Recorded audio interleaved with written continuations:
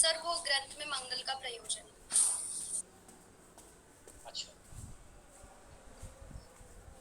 और सर फिर वो क्लास हमारी थोड़ी मतलब वहाँ पे खत्म हो चुकी थी। जो बात चल रही थी, नव्य न्याय मानता है कि विघ्न विध्वंस असाधारणम कारणम मंगलम। सर इस पे ही चर्चा हो रही थी।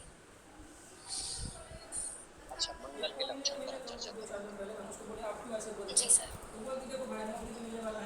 मंगल का जो लक्षण है वो नैयायिकों को मान्य है।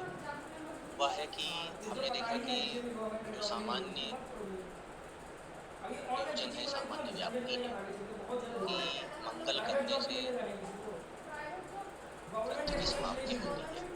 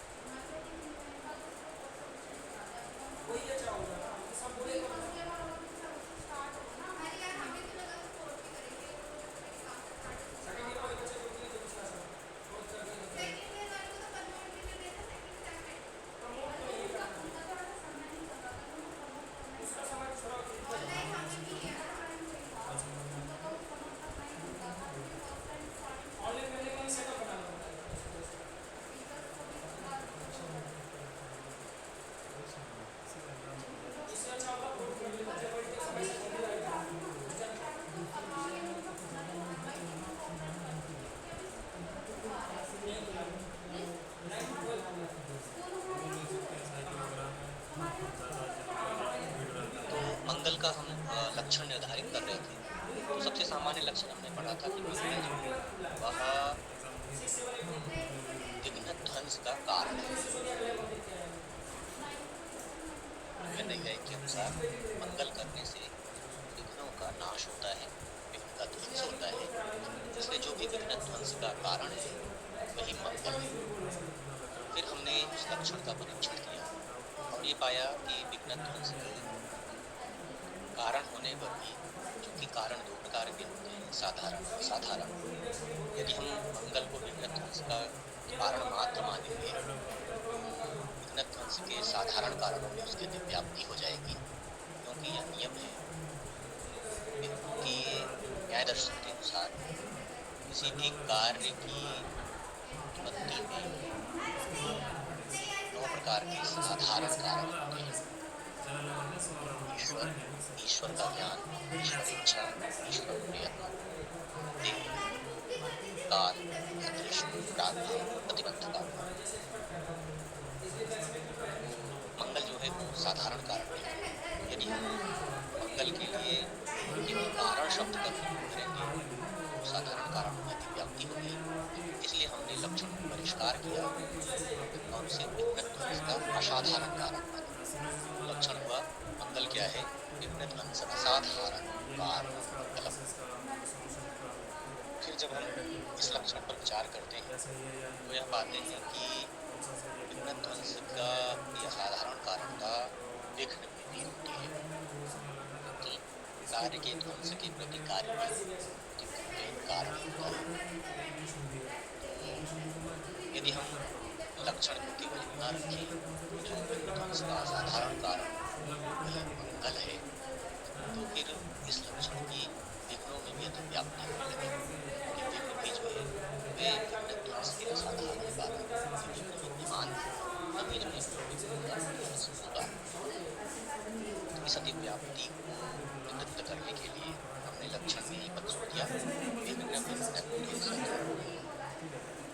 अब लक्षण हो गया विघ्न भिन्न सति, विघ्न ध्वंस असाधारण कारण मंगलम। पुनः जब हम इस लक्षण की परीक्षा करते हैं तो हम ये पाते हैं कि इस लक्षण की अतिव्याप्ति एक और स्थल पर हो रही है। वो स्थल क्या है? वो स्थल यह है कि जब भी कोई कार्य होता है किसी भी कार्य की पूर्ति, किसी भी कार्य की सिद्धि तभी होती है जब उस कार्य का कोई प्रतिबंधक विद्यमान नहीं होता है।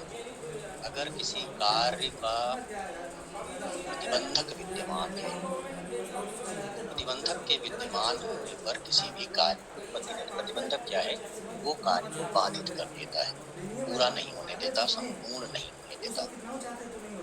तो जो प्रतिबंधक है कार्य के लिए बाधक होता है। इसका अर्थ है कि जो प्रतिबंधक का अभाव है वो कार्य का कारण होता है। प्रतिबंधक का अभाव भी कार्य मात्र का कारण है। उसी तरह से जो विघ्न ध्वंस रूप कार्य है, इस विघ्न ध्वंस रूप कार्य में विघ्न ध्वंस का जो प्रतिबंधक का अभाव है वो भी कारण है। कि अगर विघ्न ध्वंस का प्रतिबंधक विद्यमान होगा तो विघ्न ध्वंस नहीं हो पाएगा। इसलिए विघ्न ध्वंस का प्रतिबंधक का भाव भी जो है वह उसमें भी विघ्न ध्वंस की असाधारण कारणता है। तो यदि हम इस अतिव्याप्ति को दूर नहीं करेंगे तो मंगल का लक्षण वह विघ्न ध्वंस प्रतिबंधक का भाव में भी चला जाएगा। तो उसको निवृत्त करने के लिए हमने ये विशेषण जोड़ा, विघ्न ध्वंस प्रतिबंधका अभाव भिन्नत्वे सति, विघ्न ध्वंसा असाधारणं कारणं मंगलम्। विघ्न भिन्नत्वे सति विघ्न ध्वंस प्रतिबंधका अभाव भिन्नत्वे सति विघ्न ध्वंसा असाधारणं कारणं मंगलम्। इतना परिष्कार अब पुनः जब हम इस लक्षण की परीक्षा करते हैं तो हम यह देखेंगे कि विघ्न से भिन्न और विघ्न ध्वंस के प्रतिबंधका भाव से भिन्न जो विघ्न ध्वंस का साधारण कारण है वह मंगल है। यह लक्षण तो ठीक है, किंतु एक और स्थल है जहां पर जो है इस लक्षण यानी मंगल के लक्षण की अतिव्याप्ति हो जाएगी। एक याग है जो जिसको हम कारीरी याग कहते हैं। कारीरी याग जो है ये वर्षा प्रयोजक याग है। कारीरी याग करने से वर्षा होती है।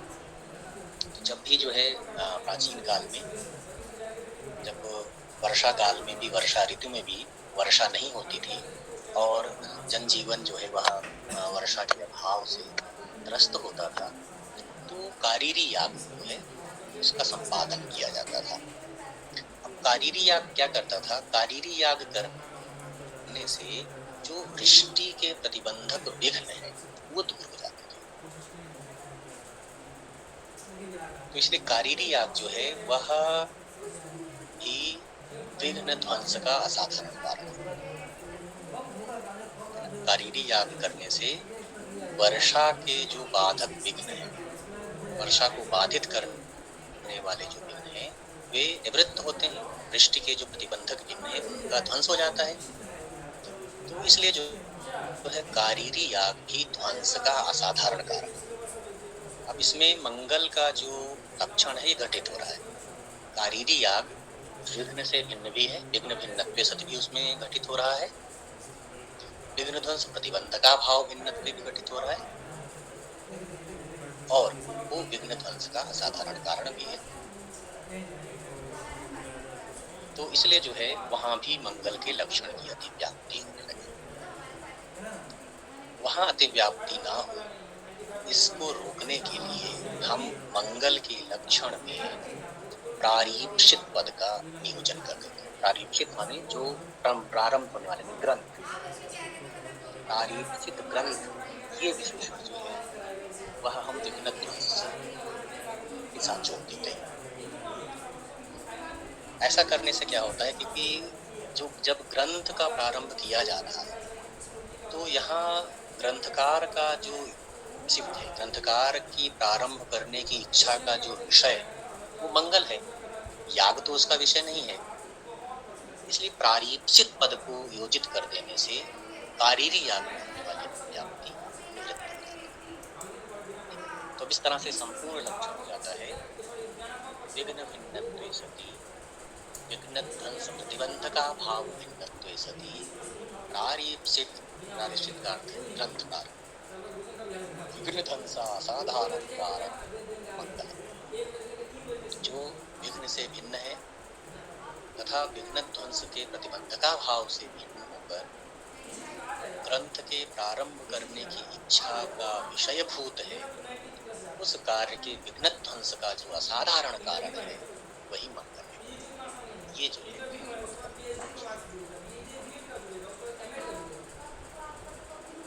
ठीक है, स्पष्ट है। सर क्या एक बार बस प्रारीप से दोबारा रिपीट कर देंगे सर, वो उतने अच्छे से आ नहीं पा रहे। प्रारीचित कार्य जैसे जब हम केवल लक्षण में ये विशेषण रखते हैं, विघ्न भिन्नत्वे सति विघ्न ध्वंस प्रतिबंधका भाव भिन्नत्वे सति विघ्न ध्वंस असाधारणम कारणम मंगल, हमने इतना लक्षण किया, ठीक है। जी सर। अब समस्या क्या आई कि एक याग है कारीरी याग। कारीरी याग क्या है? वर्षा प्रयोजक याग है। कारीरी याग करने से वर्षा, जैसे ज्योतिषोमी निजित स्वर्ग कामा, ये वाक्य है। ये कहता है भाई अगर आप ज्योतिषोम याग का आचरण करेंगे तो स्वर्ग फल की प्राप्ति होगी। वैसे ही कारीरी याग के संदर्भ में क्या है कि कारीरी याग करने पर, कारीरी याग का संपादन जब कोई यजमान करता है तो वर्षा होती है। अब कारीरी याग वर्षा का प्रयोजक कैसे बनता है? तो वहां ये कहा जाता है कि कारीरी याग जो है वर्षा के जो प्रतिबंधक है, विघ्न है, जिन कारणों से वर्षा नहीं हो रही, जो वर्षा को प्रतिबंधित कर रहे हैं, कारीरी याग क्या है? वृष्टि के उन प्रतिबंधक विघ्नों का को ध्वंस कर देता है। कारीरी याग करने से क्या होता है? वर्षा के प्रतिबंधक विघ्नों का नाश होता है और फिर वर्षा होती है। जैसे प्रतिबंधक समाप्त होंगे तो वर्षा हो जाएगी। तो अब ये हो जाता है कि भाई देखिए कारीरी याग भी क्या है? ये मंगल हो गया। क्यों? क्योंकि इसमें मंगल के सारे लक्षण घटित हो रहे हैं। कारीरी याग जो है वह विघ्न ध्वंस का असाधारण कारण भी है, क्योंकि वह वृष्टि के प्रतिबंधक विघ्नों का ध्वंस करता है। कारीरी याग विघ्न भिन्न भी है। पहला विशेषण जो हमने जोड़ा था मंगल में, विघ्न भिन्न जी सर। कारीरी याग विघ्न से भिन्न है। दूसरा विशेषण हमने जोड़ा था विघ्न ध्वंस प्रतिबंधका भाव भिन्न से। कारीरी याग जो है वो विघ्न के ध्वंस के प्रतिबंधक के अभाव से भी भिन्न है। हाँ यस सर। तो कारीरी याग की अतिव्याप्ति, मंगल की जो मंगल के लक्षण की अतिव्याप्ति क्या है, वो कारीरी याग में हो रही है। उसमें भी ये सारे टर्म्स घटित हो रही है। कारीरी याग भी विघ्न भिन्न है, विघ्न ध्वंस प्रतिबंधका भाव से भिन्न है, और वह विघ्न ध्वंस का असाधारण कारण भी है। इसलिए हमें कारीरी याग को भी मंगल कहना पड़ेगा। वह मंगल नहीं तो उसकी अतिव्याप्ति को निराकृत कैसे किया जाए, निवृत्त कैसे किया जाए? तो उन्होंने कहा कि भाई देखिए हम ये देखेंगे कि प्रसंग क्या है। तो मंगल जो है वह कब किया जाता है? जब कोई भी कर्ता अपने किसी कार्य की जो प्रारीप्सित है उसका, उसको पूर्त करने के लिए, उसको पूर्ण करने के लिए जो इच्छा उसके मन में है, उस इच्छा से, जिस इच्छा से वह प्रवृत्त होने वाला है, उसके प्रति जो है जो असाधारण कारणता है, विघ्न ध्वंस के असाधारण कारणता है, वो मंगल की। अब प्रकृति में प्रारीप्सित क्या है? वो है ग्रंथ समाप्ति। विश्वनाथ पंचानन का जो प्रारीप्सित है वो क्या है? ग्रंथ की रचना करना, ग्रंथ की निर्विघ्न परिसमाप्ति करना। कारीरी याग यहाँ पर प्रारीप्सित नहीं है। कारीरी याग प्रारीप्सित कब होगा? जब वर्षा नहीं हो रही होगी, और जब हम वर्षा करने की के प्रयोजन से, वर्षा करने की इच्छा से वह याग करेंगे, तब वहां वो हमारे लिए प्रारीप्सित होगा। लेकिन मुक्तावली ग्रंथ की रचना करते समय हमारा प्रारीप्सित क्या है? न्याय सिद्धांत मुक्तावली है। इसलिए प्रारीप्सित पद जो है वो मुक्तावली के लिए। और अगर हम प्रारीप्सित पद का सन्निवेश कर देते हैं उस लक्षण में, तो फिर जो कारीरी याग यहाँ प्रारीप्सित है नहीं, इसलिए उसमें बाकी लक्षण घटित भले ही हो रहे हैं, प्रारीप्सित रूप लक्षण तो घटित नहीं हो रहा है। जी सर। इसलिए वो अतिव्याप्ति है कारीरी याग। सर, जो ये कारीरी याग के लिए हमने स्पेसिफिकली एक और लक्षण जोड़ा जोड़ा है प्रारीत से। सर, जो ये कारी याग है उसके अलावा कोई और भी तो याग हो सकते हैं। जैसे सर आपने बोला ज्योतिष्टोम याग जो है, वो स्वर्ग की कामना से करते हैं, तो उसमें भी तो जो भी विघ्न आए होंगे, जो हम ज्योतिष्टोम यज्ञ करेंगे, तो वो विघ्न दूर हो जाएँगे और हमें स्वर्ग की प्राप्ति हो जाएगी। तो फिर हाँ, और भी कोई तो ऐसे हो कोई सकता था। कोई भी यार, मैंने तो आपको एक उदाहरण दिया, कोई भी हो सकता है। अच्छा, अच्छा, मतलब और जितने भी विघ्न के मतलब विघ्न हाँ, होंगे वो सब दूर हो जाएँगे इस वाले से। इस लक्षण में जो भी घटित हो रहा है, हाँ। मतलब ऐसे ऐसा कोई भी कर्म जो कि किसी भी प्रकार के विघ्न ध्वंस का असाधारण कारण होगा, यस सर, यस सर। और जो विघ्न से भिन्न होगा और विघ्न ध्वंस प्रतिबंधकता भाव से भिन्न होगा, वह हुँ, सब जगह पर अतिव्याप्ति होगी। हाँ। तो वो आप कारीरी याग के अलावा कुछ भी रख सकते हैं वहाँ पे, किसी भी प्रकार का याग, वो जो विघ्न ध्वंस का असाधारण कारण बनने की योग्यता रखता है, हाँ जिसको सर, हम समझ विघ्न गए। ध्वंस का असाधारण कारण। तो ये जो है मंगल का, अब ये मंगल जो है क्यों किया गया है, इसका प्रयोजन क्या है, उसके लिए ग्रंथकार ने क्या लिखा था। विघ्न विघाताय कृतम मंगलम, ये पंक्ति समोता हम पढ़ रहे हैं। विघ्न विघाताय कृतम मंगलम शिष्य शिक्षाए निबधनाति नूतन इत्यादि। न्यायिक नव्य न्याय के अनुसार मंगल जो है उसका प्रयोजन क्या है, विघ्न विघात, विघ्नों का विघात, विघ्न विघात शब्द पर हम विचार करें। विघ्न पर हमने विचार कर लिया था, विघ्न इसको कहा था हमने, विघ्न का लक्षण क्या किया था, कार्य समाप्ति प्रतिबंध का दृष्ट विशेष विघ्नः। तो इस प्रकार से जो कार्य की समाप्ति के प्रतिबंधक हैं, उन विघ्नों के विघात के लिए। अब विघात शब्द पर भी जो है इसके ग्रंथ के टीकाकारों ने विचार किया है, और उसमें एक विशिष्ट प्रकार का एक विचार उन्होंने किया है कि भाई विघात शब्द का अर्थ क्या है। वो कहते हैं विघात शब्द का अर्थ जो है वह विघ्नों का घात है। विघ्नस्य घातः विघातः, विशिष्टः घातः विघातः।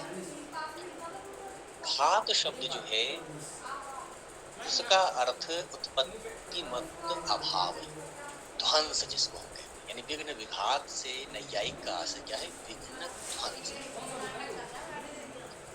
और ध्वंस क्या है, वह एक प्रकार का अभाव है, एक ध्वंसाभाव इसको कहते हैं।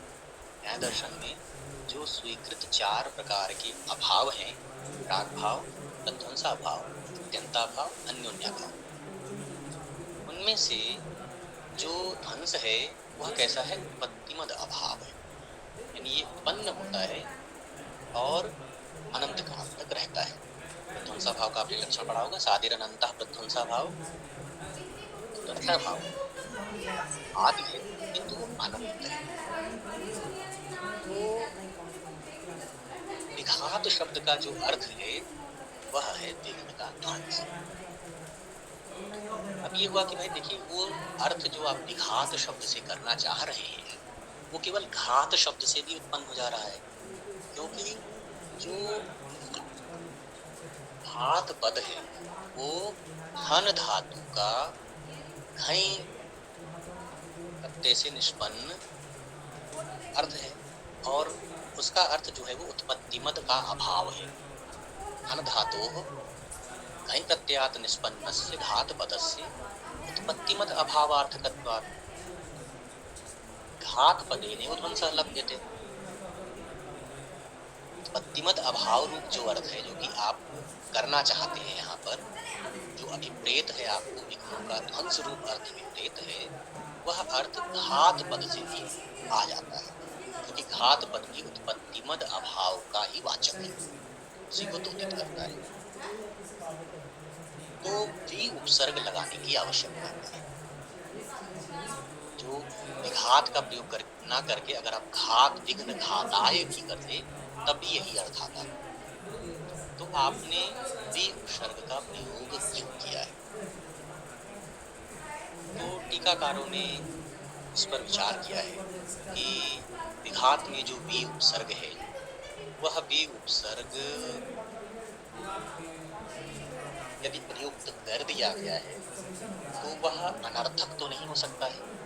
क्योंकि ग्रंथकार ने इसका प्रयोग किया है, शास्त्रकार ने इसका प्रयोग किया है, और इसलिए विपद जो है वो अनर्थक हो गया। इसका समाधान क्या है? उनका कहना है कि भाई देखिए, एक नियम है पृथक विशेषण वाचक पद समव्याहार स्थले विशिष्ट वाचकत्वेन सम्मतानां पदानां विशेष्य मात्र पद।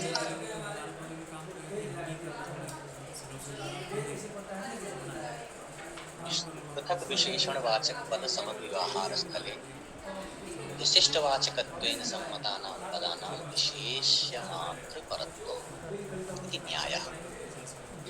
जहाँ पर किसी विशिष्ट वाचक पद का प्रयोग हो, विशिष्ट का अर्थ क्या होगा? विशेषण युक्त। विशिष्ट का अर्थ है विशेषण युक्त। तो विशिष्ट वाचक पद का प्रयोग होने पर विशिष्ट वाचक पद के समीप जो विशेषण वाचक पद है, वहाँ विशिष्ट वाचक पद में केवल विशेष की वाचकता रह जाएगी। विशिष्ट वाचक पद हुआ तो उसमें विशेषण और विशेष दोनों होंगे, है ना? अगर कोई पद विशिष्ट वाचक पद है तो उसमें विशेषण और विशेष दोनों विद्यमान है। सर ये लंबी वाली लाइन से समझ में नहीं आया कुछ भी। सर आपने बड़ी लंबी सी पंक्ति बोली, वहाँ से कुछ नहीं आता मुझे। पहले आप इसका भावार्थ समझ लें। हाँ यस। ठीक है, ये कहना चाह रहे हैं। ये तो आप हैं विशेषण और विशेष से तो परिचित हैं। विशेषण किसे कहते हैं, विशेष किसे कहते हैं? यस। तो जो विशेषण से युक्त होगा उसी को हम विशिष्ट कहेंगे। जैसे दंडी पुरुषा, ठीक है, दंडी पुरुषा में दंडी विशेषण है, पुरुष उसका विशेष है। दंड विशिष्ट पुरुष, दंडधारी पुरुष। Yes sir. दंडधारी पुरुष यानी दंड विशिष्ट पुरुष। दंड विशेषण है, पुरुष उसका विशेष है। यानी दंडी पुरुषा है, एक विशिष्ट पद है। नीलः घटः, नील विशेषण है, घट विशेष है। यानी नीला घटा क्या है, ये विशिष्ट पद है। विशिष्ट पद का अर्थ आप समझ के, विशिष्ट पद का अर्थ है विशेषण युक्त पद। अब ये कहते हैं कि भाई जहां पर किसी विशिष्ट पद का प्रयोग हुआ है, अब विशिष्ट पद का प्रयोग होने से यह अर्थ स्पष्ट हो गया कि भाई विशिष्ट पद में विशेषण और विशेष्य दोनों हैं।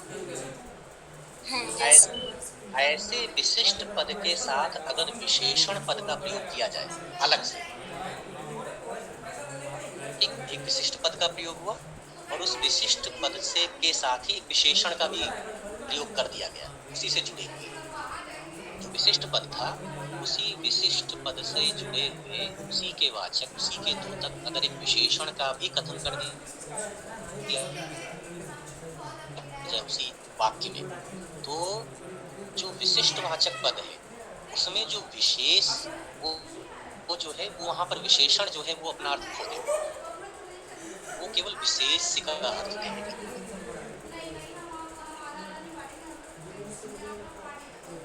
सर मतलब दो विशेषण हो गए। अब ऐसा कह रहे हैं कि जैसे हम नीला घटा ले रहे थे तो नीला उसमें जो विशेषण था उसके अलावा हमने और भी कुछ जोड़ दिया, तो अब दो विशेषण हो गए। और उसमें से जो पहला मतलब नीला जो था पहला वाला, खुद से पहले विशेषण जो था उसने अपना अर्थ खो दिया। ऐसा जैसे जैसे जैसे हमने पहला मंगलाचरण पढ़ा था, एक उदाहरण लेते हैं।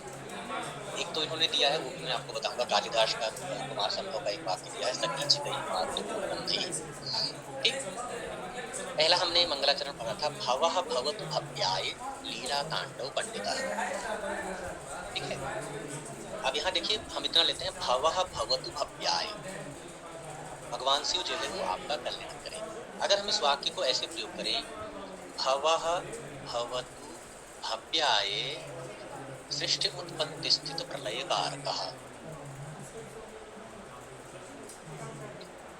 भवः भवतु भव्याय सृष्टि उत्पत्ति स्थित प्रलय कारकः या नियामकः या निमित्तः, सृष्टि स्थित उत्पत्ति प्रलय निमित्तः।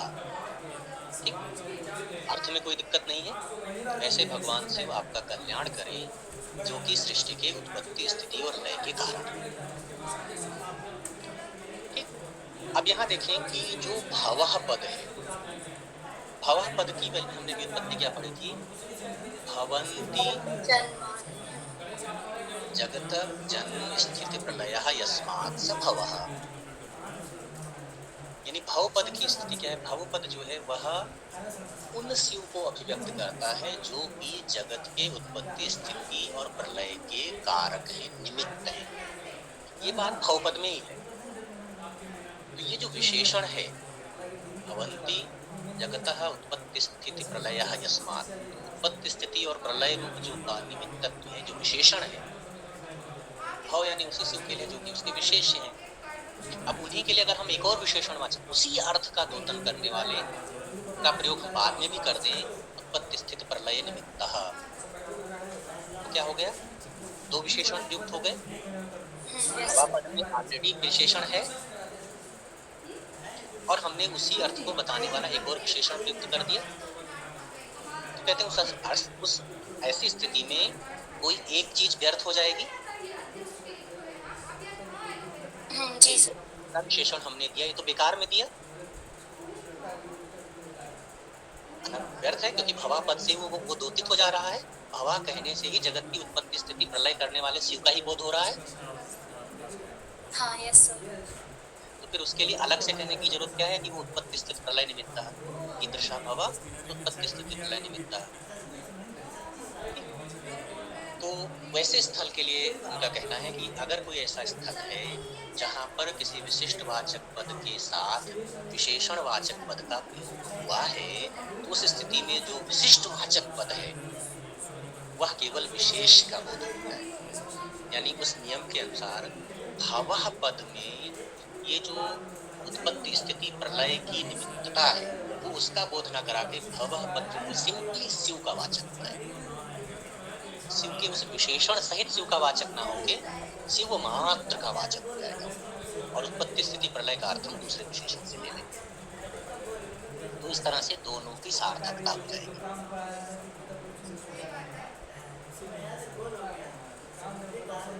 स्पष्ट हुआ कुछ? सर ये बस लास्ट लाइन 1%, मैं बड़ी स्लो लर्नर हूँ सर, सॉरी। दूसरा उदाहरण नहीं सर ये आ गया था, बस इसमें एक लास्ट लाइन जो आपने बोली कि हमने जो उत्पत्ति स्थिति वाला था वो अर्थ हमने छोड़, मतलब वो शब्द विशेषण हटा दिया हमने और हमने शिवलिंग ये वाली उसको कंप्लीट कर सकते। हाँ, उन्होंने कहा कि भाई देखिए हमें क्या करना है कि अगर किसी शास्त्रकार ने किसी भी शब्द का प्रयोग कर किया है तो कोई भी शब्द निरर्थक तो नहीं हो सकता है। जी सर। तो हमें क्या है दोनों शब्दों की सार्थकता प्रदर्शित करनी है। वह इस नियम से हो सकता है जब हम यह मान लें कि विशिष्ट वाचक पद के साथ अगर विशेषण वाचक पद का प्रयोग है, विशिष्ट वाचक पद केवल विशेष्य मात्र का बोधक हो जाए। तो भवः में यद्यपि भवः शब्द का जो अर्थ है वही है कि उत्पत्ति स्थिति और प्रलय के निमित्त जो शिव है वो हमारा कर्त ध्यान करें। लेकिन चूंकि भवः भवति भव्याय जगत उत्पत्ति स्थिति प्रलय निमित्त हमने बाद में हमने उस विशेषण का प्रयोग कर दिया, इसलिए भवः पद की जो सार्थकता है वो तभी हो पाएगी जब हम उत्पत्ति स्थिति और प्रलय रूप विशेषण वाले शिव का अर्थ ना करें, हम केवल शिव मात्र अर्थ कर लें उसका। हाँ सर एकदम स्पष्ट हो गया एकदम अच्छे से। तो वैसे ही यहाँ की वो समस्या है। उन्होंने कहा भाई देखिए विघात जो पद है, आपका कहना है कि विघात शब्द का जो अर्थ है वह है उत्पत्तिमद अभाव, विघ्न ध्वंस। अब ये अर्थ घात पद से भी आता है। घात पद का भी अर्थ जो है यही है, उत्पत्ति मद का अभाव। तो फिर इन विशेषण की अर्थता मिलेगी इनका नहीं। हम जो है ऐसी स्थिति में घात शब्द का अर्थ जो है वो केवल विशेष ही परम है। घात का अर्थ हम केवल अभाव कर लेंगे और वी उपसर्ग का अर्थ होगा उत्पत्ति मद। हाँ, तब क्या होगा दोनों सार्थक हो जाएंगे। यस। यद्यपि घात का अर्थ ही है उत्पत्ति मद का अभाव, लेकिन ऐसा मानने पर बी पद अनर्थक हो जाएगा, तो वो सार्थक कैसे हो? तो उन्होंने कहा फिर ऐसी स्थिति में हम घात शब्द का अर्थ केवल विशेष्य मात्र करेंगे। उत्पत्ति मद अभाव में, अभाव क्या है? विशेष्य है। उत्पत्ति मद उसका विशेषण है। उत्पत्ति मद अभाव, उत्पन्न होने वाला अभाव, यानी अभाव विशेष्य है और उत्पत्ति मद उसका विशेषण है। तो ये उत्पत्ति मद अभाव जो है ये क्या है? विशिष्टवाचक पद है। घात पद क्या है? ये विशिष्टवाचक पद है। तो ऐसी स्थिति में हम ये नियम वहां पर बनाएंगे कि विशेषण पृथक विशेषणवाचक समव्यवहारस्थ है। ऐसा कोई वाक्य जहां पर किसी विशेषणवाचक पद का अलग से प्रयोग किया गया है, वहां विशिष्टवाचकत्वेन सम्मतानाम, जो विशिष्टवाचक पद है उसका विशेष्य मात्र पद, उसका हम अर्थ केवल विशेष्य मात्र लेंगे। इस तरह से विघात शब्द में जो है हमें बी पद को अनर्थक नहीं मानना।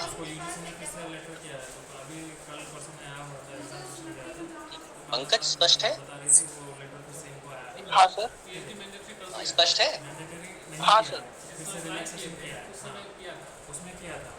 अब देखिए एक और चीज जो है, अच्छा विघ्न विघाताय, विघ्न विघाताय में समास क्या करेंगे आप? विघ्न विघात में विघ्नस्य विघातः विघ्न विघातः अर्थात विशिष्टः विघातः तस्मै तस्मै, बिल्कुल ठीक है। ये आपने कौन सा समास किया? चतुर्थी तत्पुरुष। चतुर्थी तत्पुरुष कर लिया। अब इससे क्या अर्थ आया? विघ्न विघात का अर्थ क्या हुआ? विघ्न ध्वंस। यही अर्थ हुआ विघ्न का विघात, और विघात का हमने अर्थ क्या किया? उत्पत्तिमद अभाव। उत्पत्तिमद अभाव यानी ध्वंस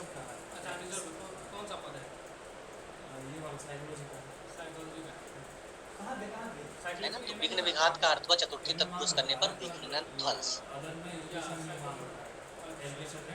ठीक है। अब ऐसा अर्थ करने पर जो नव्य न्याय का अभिप्रेत अर्थ है, क्योंकि नव्य न्याय को के अनुसार मंगल करने से विघ्न ध्वंस होता है, ये अर्थ तो आ जा रहा है। लेकिन मैंने आपको बताया था कि जो प्राचीन नैयायिक है वे मंगल का फल दूसरा स्वीकार करते हैं। प्राचीन नैयायिकों के अनुसार मंगल का फल क्या है? ग्रंथ समाप्ति। ग्रंथ समाप्ति। तो अब ये ग्रंथ समाप्ति रूप अर्थ कैसे आएगा?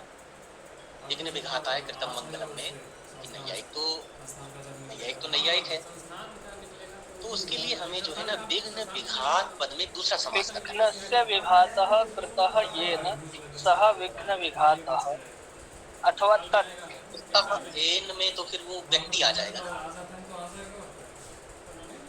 तत् कर देंगे सर। तो जो मंगल है वो विघ्न का विघात करता है, अर्थात विघ्न विघात का सामान्य ले लिया, फिर समाप्ति ही। अच्छा, ऐसा अगर करूं मैं, विघ्नस्य विघातः व्यापार रूपः यस्मिन् स विघ्न विघातः, ऐसा बहुब्रीहि शब्द। ये भी सही, मैंने तृतीयांत बहुब्रीहि किया था। हाँ, और यहाँ सप्तम ठीक है, क्योंकि वो प्राचीन नैयायिकों को उसी तरह से अभिप्रेत है, क्योंकि प्राचीन नैयायिक क्या है? विघ्न ध्वंस को व्यापार मानते हैं। हाँ, तो वो मंगल में। हाँ, तो अगर हम विघ्न विघात का जो है बहुब्रीहि समास में समास कर ले, बहुब्रीहि कर ले इस तरह से, विघ्नस्य विघातः व्यापार रूपः यस्मिन् स विघ्न विघातः तस्मै विघ्न विघाताय। तो उस दृष्टि से विघ्न विघात है व्यापार जिसमें। तो प्राचीन नैयायिकों के अनुसार जो ग्रंथ समाप्ति रूप कार्य है, उस ग्रंथ समाप्ति रूप कार्य के प्रति विघ्न विघात जो है वो व्यापार होता है। मंगल, विघ्न विघात और ग्रंथ समाप्ति ये क्रम है। मंगल करने से विघ्न विघात होता है और विघ्न विघात से ग्रंथ समाप्ति होती है। जो प्राचीन नैयायिक हैं वे विघ्न विघात को व्यापार मानते हैं। आगे उस पर चर्चा आएगी। तो विघ्न विघाताय से ही दोनों अर्थ आ जाएंगे। तो किसी को यह आशंका ना हो कि भाई यहाँ पर जो है ना समाप्ति रूप प्रयोजन को छोड़ दिया गया है। विघ्न विघात में विघात शब्द का अर्थ ध्वंस है, तो विघ्न विघात का अर्थ हुआ विघ्न ध्वंस। इसका अर्थ है नैयायिक के अनुसार मंगल का केवल एक फल है, वो है विघ्न ध्वंस। तो समाप्ति रूप अंश को छोड़ दिया गया है, ऐसा ना हो इसके लिए हमें जो है ना ये बहुव्रीहि समास कर लेना होगा। तो दोनों ही अर्थ जो है तो आ जाए।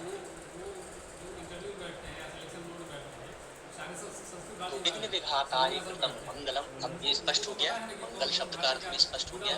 विघ्न शब्द का अर्थ क्या है वो पढ़ लिया हमने, विघात शब्द क्या है और सामासिक अर्थ करने पर वो न्याय के दोनों अर्थ कैसे निष्पन्न होते हैं ये हमने देख लिया। आगे कहते हैं शिष्य शिक्षाए ग्रंथतः निबध्नाति। यहाँ जो है ये वाक्य कहने का प्रयोजन क्या है कि जो हमारी परंपरा है कि भाई एक ये स्वाभाविक जिज्ञासा उत्पन्न होती है कि जैसे मंगल जो है यह दोनों प्रकार का हो सकता है, वाचिक भी हो सकता है, मानसिक भी हो सकता है। आप जो है किसी मंत्र का जो पाठ है ये उच्चारण करके भी कर सकते हैं और मनसा भी कर सकते हैं, तो उसको हम मानसिक मंगल कह देंगे। मंगल किसी भी प्रकार से किया जाए, फल तो देगा ही, क्योंकि फलता तो मंगल में है, उसके करने की प्रक्रिया में तो है नहीं। मंगल का फल जो है विघ्न ध्वंस है या ग्रंथ समाप्ति है, तो जो कारणता है, कारण कार्य भाव है, वो मंगल और विघ्न ध्वंस के साथ है ना, मंगल करने की प्रक्रिया के साथ तो है नहीं, इसलिए मंगल तो सफल होगा भले ही वह किसी भी प्रकार से किया जाए, चाहे वाचिक रूप से किया जाए चाहे मानसिक रूप से किया जाए। तो ये होता है कि भाई देखिए यदि मंगल करना ही था तो ग्रंथकार मानसिक मंगल कर लेते, उन्हें जो है ये मंगल को ग्रंथ में लिखने की आवश्यकता क्या, वाचिक मंगल करने की आवश्यकता क्या थी, तो उसका प्रयोजन ग्रंथकार बताते हैं शिष्य शिक्षाए निबंधन। मंगल का जो ग्रंथ में निबंधन है उसका प्रयोजन है शिष्य शिक्षा, शिष्याणाम शिक्षा, शिष्य शिक्षा। क्योंकि हमारी जो परंपरा है वो परंपरा यह बताती है कि जो भी हमारे ग्रंथ हैं, जो हमारे अभिभावक हैं, जो श्रेष्ठ हैं, वे जिस प्रकार का आचरण करते हैं, जो अनुवर्ती हैं, वे भी उसी प्रकार का आचरण करते हैं। और ऐसा कहने को कहा भी गया है ना, भगवत गीता का वो श्लोक है ना, यदद्याचरति श्रेष्ठा तदेव इतरो जनते।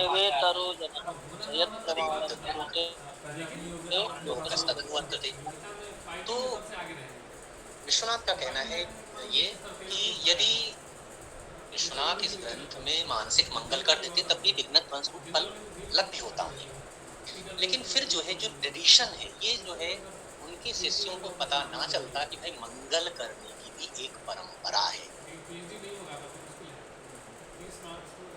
वे जो है उस परंपरा से परिचित ना हो पाता।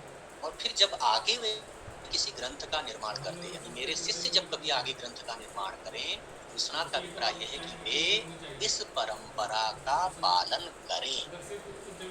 तो इस तरह से ये परंपरा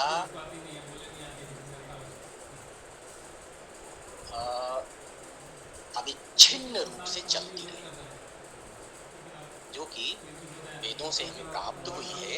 समाप्ति कामं मंगलम आचरेत, इस प्रकार की वाक्य से प्रारंभ होती हुई परंपरा, वो परंपरा आगे भी चलती रहे, उसका निर्वहन करने के लिए, उस परंपरा को आगे बढ़ाने के लिए यहाँ पर ग्रंथकार ने ग्रंथ में वाचिक मंगल भी किया है, शिष्य शिक्षाएं। तो अब मंगल के जो है प्रयोजन दो प्रकार से होते हैं। मंगल करने का जो प्रयोजन है वह है विघ्न ध्वंस या ग्रंथ समाप्ति, और ग्रंथ में मंगल निबंधन का फल क्या है, का प्रयोजन क्या है, वो है शिष्य शिक्षा। ठीक है, शिष्यों को यह शिक्षा देना कि ग्रंथ में मंगल करना आवश्यक है, मंगलम अवश्य कर्तव्य कम।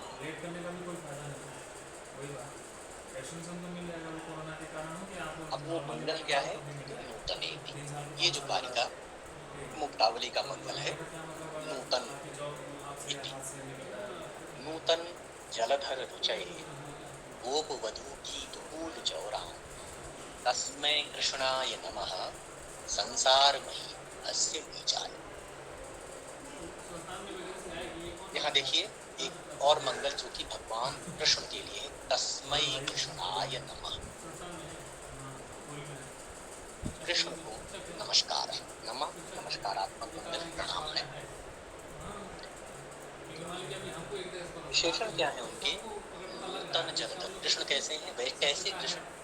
तो उसके लिए उन्होंने 3 विशेषणों का प्रयोग किया है।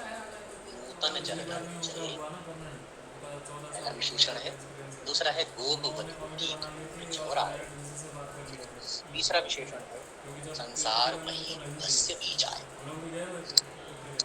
क्रमशः जो है हम विशेषणों को देखते हैं। नूतन जलधर जय, चतुर्थी है नमा के योग में, नमा स्वस्ति स्वाहा स्वधा। नूतन जलधर रुचय, समास करें अगर हम तो नूतन जलधरा, नूतनश्चासौ जलधरा, नूतन जलधरा। जलधरा, जलधर अर्थात मेघ। जलधरा, जलधरा में अगर हम समास करें तो कैसे करेंगे?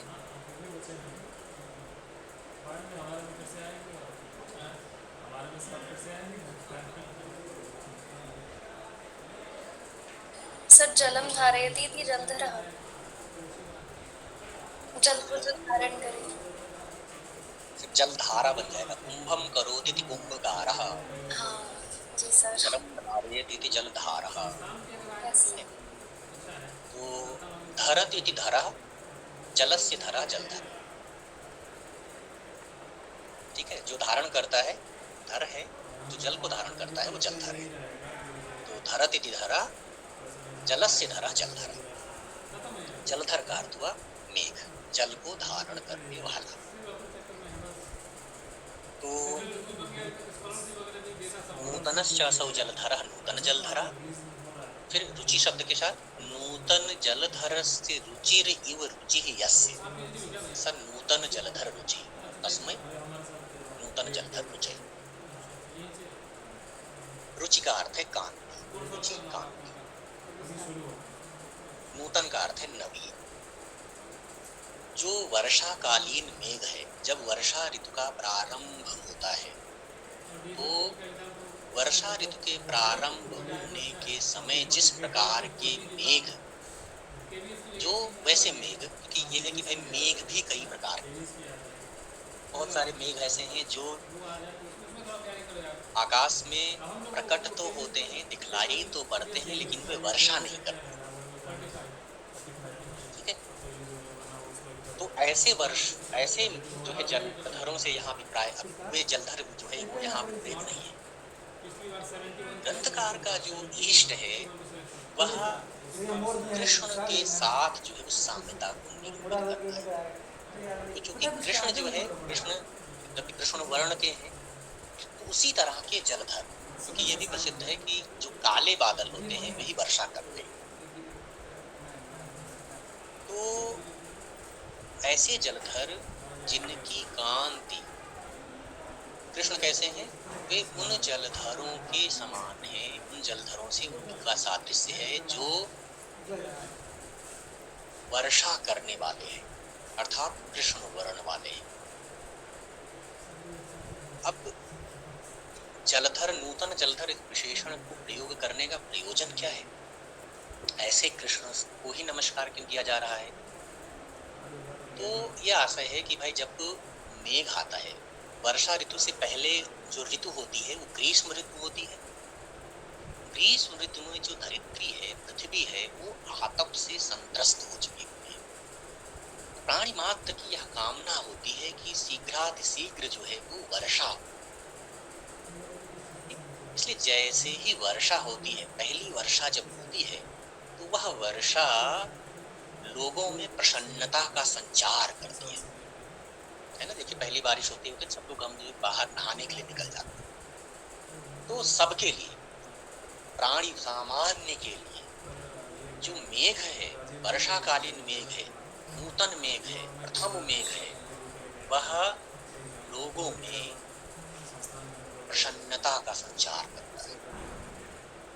उसी तरह से ग्रंथकार की भी ये कहना है कि जो भगवान कृष्ण हैं वह भी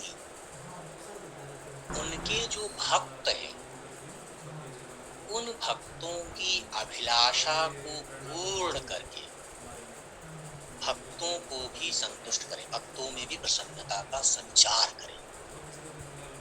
इस अभिप्राय से ही कृष्ण की तुलना या कृष्ण का जो साम्य है वो नूतन जलधर रुचि के साथ दिया गया है।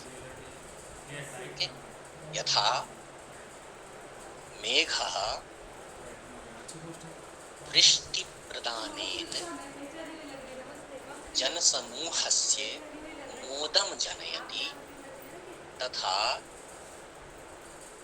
श्रीकृष्ण भगवान अपि स्वभक्ताभिलाष पूर्त्या स्वभक्तानां मोदं जनयति इति ग्रंथकारस्य अभिप्रायः। स्पष्ट है? Yes sir. द्वितीय विशेषण देते हैं गोपवधूटी दुकूल चौराहे। अब गोपवधूटी दुकूल चौराहे शब्द के टीकाकारों ने कई अर्थ किए, ठीक है, क्योंकि इसमें जो गोपद है यह गोपद कई अर्थों का वाचक है, अनेक अर्थों का वाचक है। तो इसके जो है इसलिए कई अर्थ निष्पन्न किए जा सकते हैं। क्रमशः हम उन अर्थों को देखते हैं। पहला अर्थ जो है जो सबसे प्रसिद्ध है, ठीक है, गोपवधूटी दुकूल चौरा कृष्ण से कहा जा रहा है। कृष्ण के साथ जो है उनके जीवन से जुड़ी हुई यह घटना प्रसिद्ध है कि एक बार जब जो है गोकुल की स्त्रियां सरोवर में स्नान कर रही थी नग्न होकर, तो कृष्ण ने जो है उनको सिंचित करने के लिए उनके वस्त्र जो है चुरा दिए थे। वही अर्थ है गोपवधूटी दुकूल चौरा। ऐसे कृष्ण जो कि गोपिकाओं की स्त्रियों का के वस्त्रों का को चुराने वाले हैं, ठीक है। तो ये अर्थ कैसे है? तो पहले हम देते हैं गोपपद। गोपपद में गाह पान्तीति गोपाह, जो गायों का पालन करने वाले हमको गोप कहते हैं। गाह पान्तीति गोपाह, गोपा नाम वधूटयः गोपवधूटयः, उन गोपालकों की जो स्त्रियां हैं, वधुएं हैं, वे क्या हैं? गोपवधूटी हो गई। अब दुकूल के साथ उसका समास कैसे करेंगे? तो गोपवधूटी नाम दुकूलानि, गोपवधूटी दुकूला। जो दुकूल का अर्थ होता है वस्त्र, तो गोपिकाओं के जो वस्त्र हैं वे गोपवधूटी दुकूल हैं। और उनको चुराने वाले, चुराने का अर्थ क्या? चोरयति इति चोरः, जो चुराता है उसको चोर कहते हैं। चोरयति या स चोरः। गोपवधूटी दुकूला नाम चौरा, गोपवधूटी दुकूल चौरा। चतुर्थी आ जाएगा तस्मै। पूरे का समास हुआ गाह पान्तीति गोपाः, गोपा नाम वधूटयः गोपवधूटयः, गोपवधूटी नाम दुकूलानि गोपवधूटी दुकूलानि, गोपवधूटी दुकूला नाम चौरः गोपवधूटी दुकूल चौरः, और तस्मै गोपवधूटी दुकूल चौराय।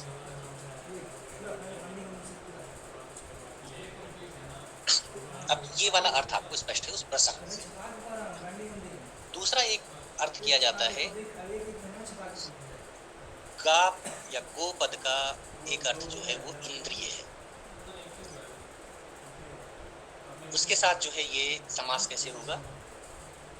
तो कहते हैं गाह इंद्रियाणि पान्तीति गोपाः, जो गो अर्थात इंद्रियों की पान्तीति माने का पोषण करती हैं, वे गोप हैं। इंद्रियों का पालन करने वाले, इंद्रियों का पोषण करने वाले, रक्षार्थ के लिए तो इंद्रियों की रक्षा करने वाले, उनको गोप कहेंगे। और गोप से तब अभिप्राय क्या हुआ? यदि हम अपने शरीर में इंद्रियों की स्थिति देखें तो हमारी जो इंद्रियां हैं जो कि अभीष्ट विषयों का ग्रहण करती है, ठीक, चक्षु रूप का ग्रहण करती है, रसना रस का ग्रहण करती है, इस तरह से जो हमारी ज्ञानेंद्रियां कर्मेंद्रियां हैं, ये जो विषय ग्रहण रूप व्यापार है, विषय सन्निकर्ष रूप व्यापार है, ये कब कर पाती है? जब चैतन्य विद्यमान होता है। ठीक? अगर चैतन्य ना हो, आत्मा ना हो, शरीर जो है अगर आत्मा अवच्छिन्न ना हो, निष्प्राण हो जाए, तो उस दशा में इंद्रियां कोई भी व्यवहार नहीं कर पाएंगे। फिर इंद्रियां जो है वो क्या है? समाप्त हो जाएंगी। इसलिए इंद्रियों का जो अस्तित्व है या इंद्रियों का जो व्यापार है वह निर्भर करता है जीवात्मा पर, आत्मा के अस्तित्व पर, आत्मा की सत्ता पर। इसलिए जो है आत्मा क्या है, जीवात्मा क्या है, वो गोप है, इंद्रियों का पालन करने वाली। गो माने इंद्रियां, पा माने पालन करने वाली, रक्षा करने वाली। इसलिए गोप का अर्थ क्या हुआ? जीवात्मा। ठीक है, गोप का अर्थ जो है वो जीवात्मा भी हो सकता है इस प्रकार के विग्रह से। तो गाह इंद्रियाणि काम पान्ति इति गोपाः जीवात्मानः। वधूटी क्या है? तेषाम वधूटयः। ये जो जीवात्मा है, इस जीवात्मा के वधू का अर्थ जो है वो वही आच्छादक, आवर्तक। न्याय दर्शन के अनुसार आत्मा जो है वह किस कारण से बंधन में है, जो उसके बंधन के कारण है, वही उसके लिए वधूटी है, वही आच्छादक है, उसके स्वरूप के आवृत्त करने वाले, जिसके कारण आत्मा जो है वह अपने रूप में प्रकाशित नहीं हो पाती है। तो वो क्या है? तो न्याय के अनुसार दुख, जन्म, प्रवृत्ति, दोष और मिथ्या ज्ञान, इन्हीं के कारण जो है आत्मा बंधन में रहती है। और जब यही समाप्त हो जाते हैं तो अपवर्ग हो जाता है। जैसा कि न्याय सूत्र है, दुख, जन्म, प्रवृत्ति, दोष, मिथ्या ज्ञाना नाम तदोत्तरा पाए तदंतरा पायाद अपवर्ग। दुख, जन्म, प्रवृत्ति, दोष, मिथ्या ज्ञाना नाम तदोत्तरा पाए तदंतरा पायाद। जैसे जैसे उत्तर उत्तर का विघात हो गया है, उत्तर उत्तर समाप्त होता है, वैसे पूर्व पूर्व समाप्त हो जाता है। तो इनमें क्रम है, दुख, जन्म, प्रवृत्ति, दोष और मिथ्या ज्ञान, उत्तरोत्तर पाए। अगर हम उत्तर उत्तर को समाप्त कर दें तो पूर्व पूर्व समाप्त हो जाएगा। सबसे उत्तर में है मिथ्या ज्ञान। अगर मिथ्या ज्ञान समाप्त हो जाए, पदार्थों के संबंध में जो मिथ्या ज्ञान है वो अगर समाप्त हो जाए तो दोष समाप्त हो जाएंगे। अच्छा, न्याय दर्शन में दोष से आशय क्या है?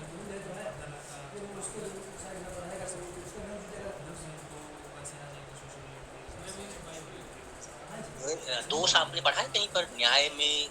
जो न्याय की पदार्थ मीमांसा है उसमें दोष नहीं है।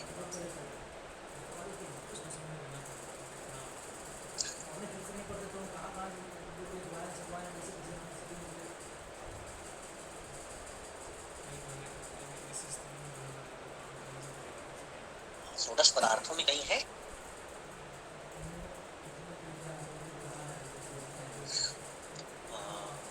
चलिए मैं आपको हिंट, प्रमेय पढ़े आपने? प्रमेय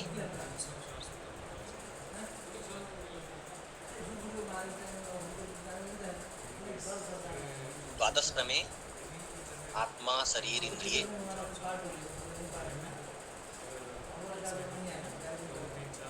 इनमें जो है एक दोष नाम का प्रमेय भी। दोष जो है वो टेक्निकली जो है राग, द्वेष और मोह का वाचक है। दोषाः राग, द्वेष, मोहाः। जो राग, द्वेष और मोह है वो सामाजिक रूप से हम दोष कहते हैं न्याय में। तो हमारी जो भी प्रवृत्ति होती है विषयों में वो इसी कारण से होती है, या तो राग के कारण या द्वेष के कारण या मोह के कारण। विषय प्रवृत्ति के जो कारक है वो दोष कहलाते, वही दोष है। अगर ये दोष ना हो, राग, द्वेष और मोह ना हो, तो हम विषय में प्रवृत्ति नहीं होंगे, प्रवृत्ति नहीं होंगे तो हमें मिथ्या ज्ञान नहीं होगा, मिथ्या ज्ञान नहीं होगा तो हमारा बंधन नहीं होगा।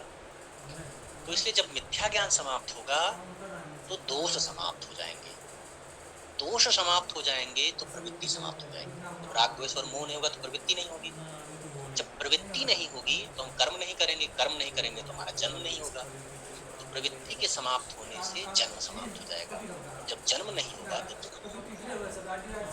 ये जो दुखानुभव है, ये दुखानुभव इसी क्रम से समाप्त होता है।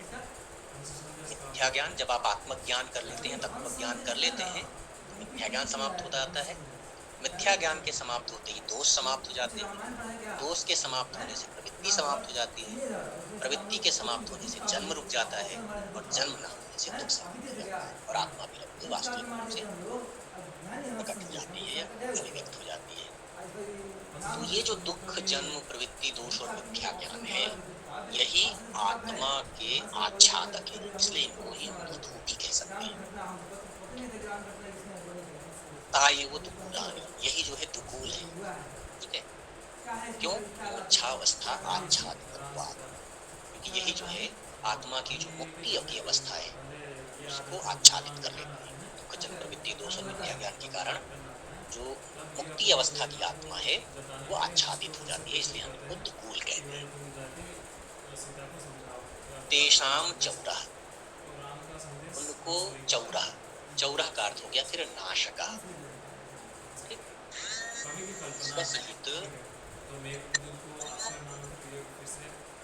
यावत तत्व विषयक श्रवण मनन निध्यासन द्वारा नाशका। कृष्ण से जो है ये प्रार्थना है कि वे जो है इस दुख, जन्म, प्रवृत्ति, दोष और मिथ्या ज्ञान रूप जो दुकूल है, जो आत्मा का आच्छादक है, इसका नाश करें। ठीक है, क्योंकि न्याय दर्शन में जो अपवर्ग है वह अपवर्ग षोडश पदार्थों के तत्व ज्ञान से होता है। ठीक है, वहां पर जो है ना ईश्वर की कोई आवश्यकता नहीं है। तत्व ज्ञान का अगर मोक्ष प्राप्त करना है न्याय दर्शन की प्रक्रिया के अनुसार, तो वहां पर जो है वो षोडश पदार्थों के तत्व ज्ञान से निश्रेयस होता है। ऐसा जो है गौतम का सूत्र है। लेकिन ये जो है परंपरा में स्वीकार किया जाता है कि अपवर्ग जो होगा वो श्रवण मनन, तत्व के श्रवण मनन निध्यासन से ही होगा, तत्व ज्ञान से ही होगा। लेकिन ये जो भक्ति है, ईश्वर के प्रति जो ये मंगल किया जा रहा है, यह जो है उस प्रक्रिया में प्रयोजक बन जाए। तो ईश्वर भक्ति समर्थित, ईश्वर भक्ति से युक्त तत्व विषयक ज्ञान से, तत्व विषयक श्रवण निध्यासन के द्वारा आत्मा के उस स्वरूप का प्रकट हो जाएगा। तो ये भी जो है गोपवधूटी दुकूल चौराह का एक अर्थ है। भगवान कृष्ण से इसलिए नमस्कार किया जा रहा है कारिका में, ऐसे कृष्ण जो गोप अर्थात जीवात्मा रूपी जो है उसके दुकूल अर्थात दुख, जन्म, प्रवृत्ति, दोष और मिथ्या ज्ञान रूपी वस्त्रों के चौर अर्थात नाशक हैं, वैसे कृष्ण को नमस्कार है, ताकि वे हमारे जो है इस दुख, जन्म, प्रवृत्ति, दोष और मिथ्या ज्ञान को नष्ट करके उसे अपवर्ग की प्राप्ति करा दें। ये दूसरा अर्थ जो है गोपवधूटी दुकूल चौराहा।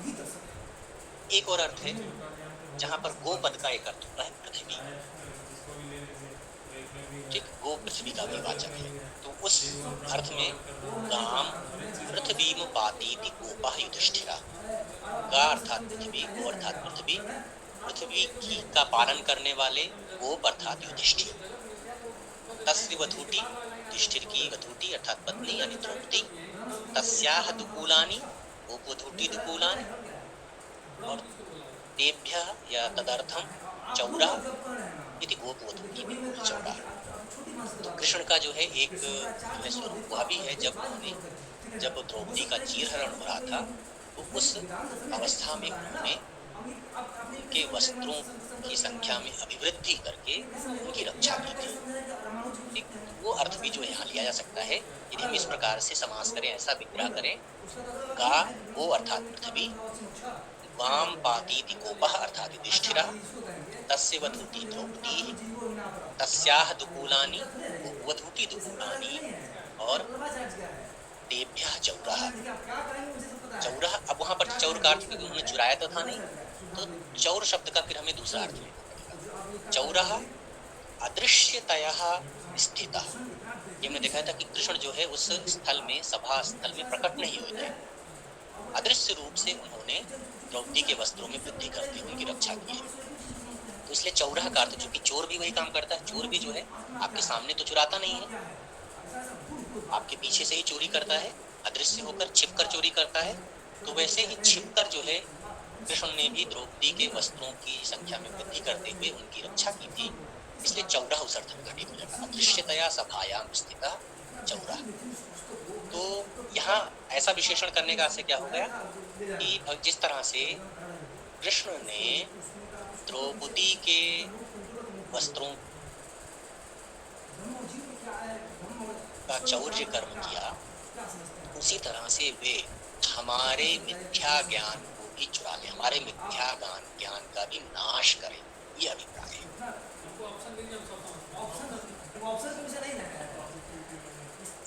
तीनों अर्थ स्पष्ट है? यस सर, क्लियर है। अगला विशेषण है संसार महीरुहस्य बीजाय। संसार, संसार संसरत इति संसारः, जो संसरण करता, और संसरण करने का अर्थ जो है जन्म स्थित लयशीलम, जो उत्पन्न होता है, स्थित रहता है और लय को प्राप्त कर लेता है, इसलिए उसको हम संसार में संसरण होता है। उत्पन्न होती है चीजें, कुछ दिनों तक स्थित रहती हैं और फिर नष्ट हो जाती हैं, तो इस कारण से जो है उसकी संसार संज्ञा है।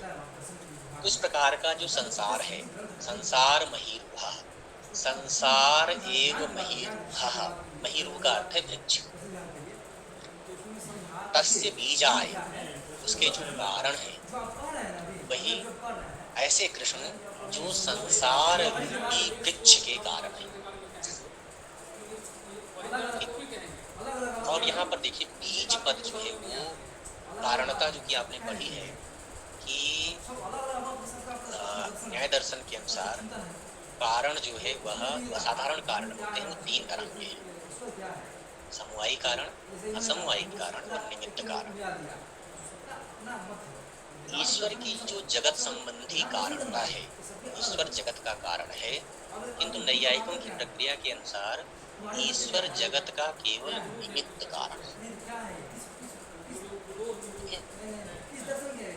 संसार का जो समवायी कारणत्व है और असमवायी कारणत्व है वो ईश्वर के पास नहीं है। ईश्वर केवल और केवल निमित्त कारणता रखता है। उसने बीजाय पद यद्यपि कारणता का वचन, बीज का अर्थ है कारण, जैसे बीज वृक्ष का कारण होता है, वैसे ही ईश्वर क्या है, संसार रूपी वृक्ष का कारण है। ऐसे कृष्ण को नमस्कार कर रहे हैं विश्वनाथ, जो संसार रूपी वृक्ष के कारण। और वहां पर भी कारणता में हमें यह विशेष ध्यान देना है, ईश्वर की जो कारणता है सृष्टि के संबंध में न्याय के अनुसार वह निमित्त कारणता रूप से। देखिए वेदांत में आपने पढ़ा है कि वेदांत में ईश्वर क्या है, जगत का अभिन्न निमित्तोपादान कारण है। निमित्त भी वही है और उपादान भी वही है। न्याय में ऐसी व्यवस्था नहीं है। न्याय में क्योंकि कारणता तीन प्रकार की है, समवाय, असमवाय और निमित्त। जगत के प्रति जो ईश्वर की कारणता है वो केवल निमित्त कारणता है। समवाय और असमवाय कारण कौन है?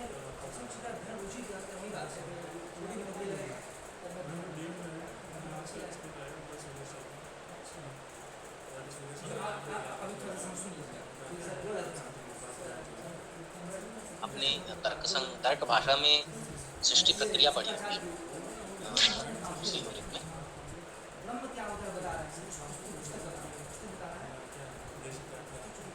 नहीं पढ़ी है तो न्याय दर्शन के अनुसार परमाणु जो है वो समवायी कारण होते हैं।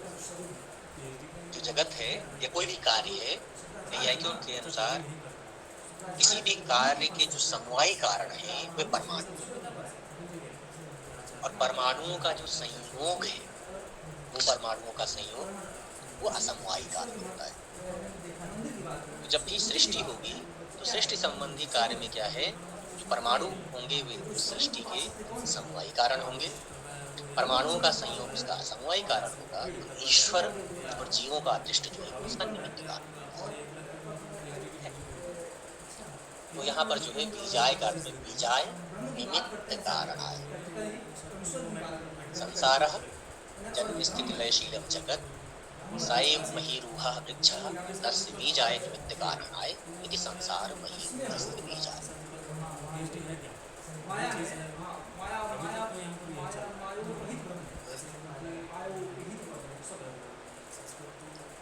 तस्मै कृष्णाय नमः। इन प्रकार के विशेषणों वाले कृष्ण को, अब कृष्ण शब्द का अर्थ क्या है, तो कृष्ण जो है कर्षति इति कृष्ण, कर्षति इति कृष्ण, क्योंकि जो कृ है धातु वो भूवाचक शब्द, कृषि भूवाच का शब्द रणश्च निवृत्तवाचक है।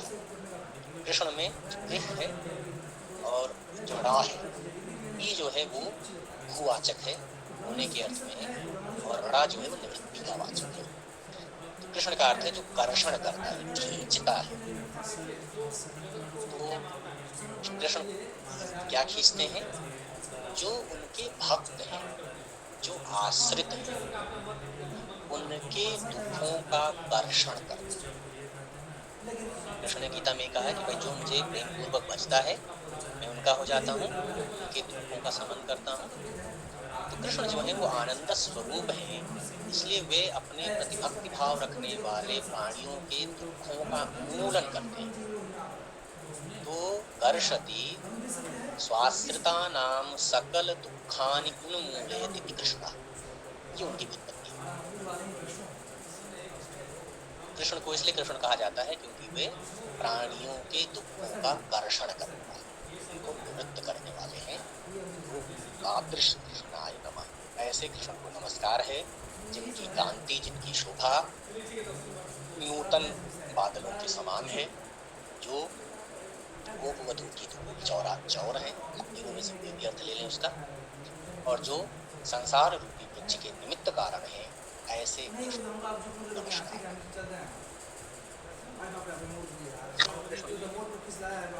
यहाँ ये लिखित है कि ऐसे भगवान कृष्ण वे हमारे अभीष्ट को, हमारी सिद्ध को पूर्त करें, ये हमारी उनसे जो है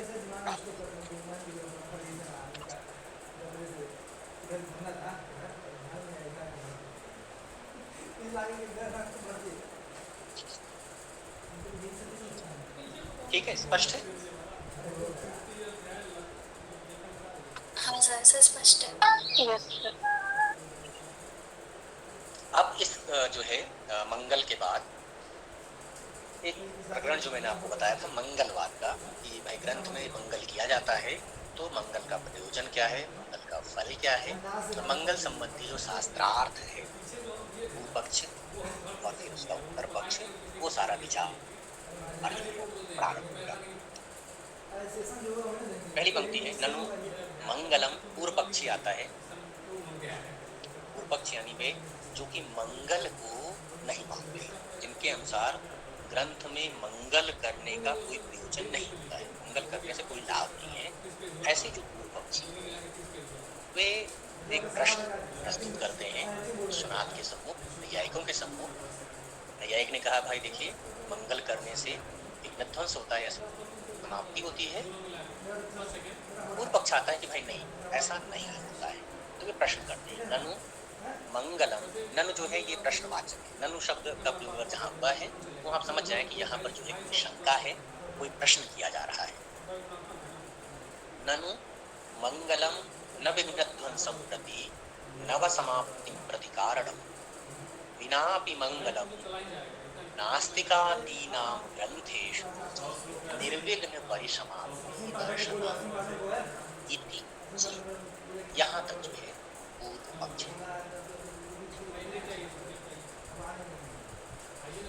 पूर्व पक्ष कहता है कि भाई देखिए मंगलम न विघ्न ध्वंसम प्रति कारणम न समाप्ति प्रति कारणम। आपने ये जो अभी प्रतिज्ञा की थी थोड़ी देर पहले कि विघ्न विघाताय कृतम मंगलम, वहाँ मेरा ये प्रश्न है कि मंगल करने से ना तो विघ्नों का ध्वंस होता है और ना ही ग्रंथ की समाप्ति होती है। इसलिए मंगल जो है वह करना ठीक नहीं, मंगल करने की कोई आवश्यकता नहीं है। तो जब ये शंका उपस्थित हुई तो ये होगा कि भाई आप ये कैसे कहेंगे कि भाई मंगल करने का कोई फल नहीं है। आपको कोई लॉजिक देना होगा, कोई तर्क देना होगा। तो भैया कहते हैं, पूर्व पक्षी कहेगा कि भाई देखिए, जो कारण और कार्य है, कारण और कार्य जिनके मध्य होता है, कारण कार्य भाव जिन दो पदार्थों के मध्य होता है, तो वहाँ जो है नियम होता है। कोई भी कारण किसी भी कार्य को तो उत्पन्न नहीं करता है, या कोई भी कार्य किसी भी कारण से उत्पन्न नहीं हो जाता है। एक नियम है कि अमुक कारण से अमुक कार्य होता है। जैसे मृदा से घट ही निष्पन्न होता है, तंतुओं से पट ही निष्पन्न होता है। मृदा से पट नहीं होता है, या तंतु से घट नहीं बनता है। तो ये जो आप निर्धारित करते हैं कि अमुक कारण ही अमुक कार्य को उत्पन्न करता है, या अमुक कारण से अमुक कार्य होता है, इसका निर्धारण कैसे करते हैं? तो नहीं, ये कहेंगे बहुत सिंपल है। हम जो है इसमें रूल देखते हैं, नियम देखते हैं। कारण कार्य भाव में जहां पर सहचार नियम होगा, जिनके मध्य सहचार नियम होगा, सहचार संबंध होगा, वे कारण कार्य बनेंगे, उनके मध्य कार्य का भाव होगा। और जहां पर विचार होगा वहां पर कारण कार्य भाव नहीं। तो सहचार क्या है? उनका भाई दो तरह का सहचार है, अन्वय सहचार और व्यतिरेक सहचार। अन्वय सहचार क्या है? कारण सत्वे कार्य सत्वम अन्वय सहचारा। कारण सत्वे कार्य सत्वम, जब कारण होता है तब कार्य होता है, यह है अन्वय सहचार। दूसरा है कारणाभावे कार्याभावा, कारण का अभाव होने पर कार्य का भी अभाव होगा, यह है व्यतिरेक सहचार।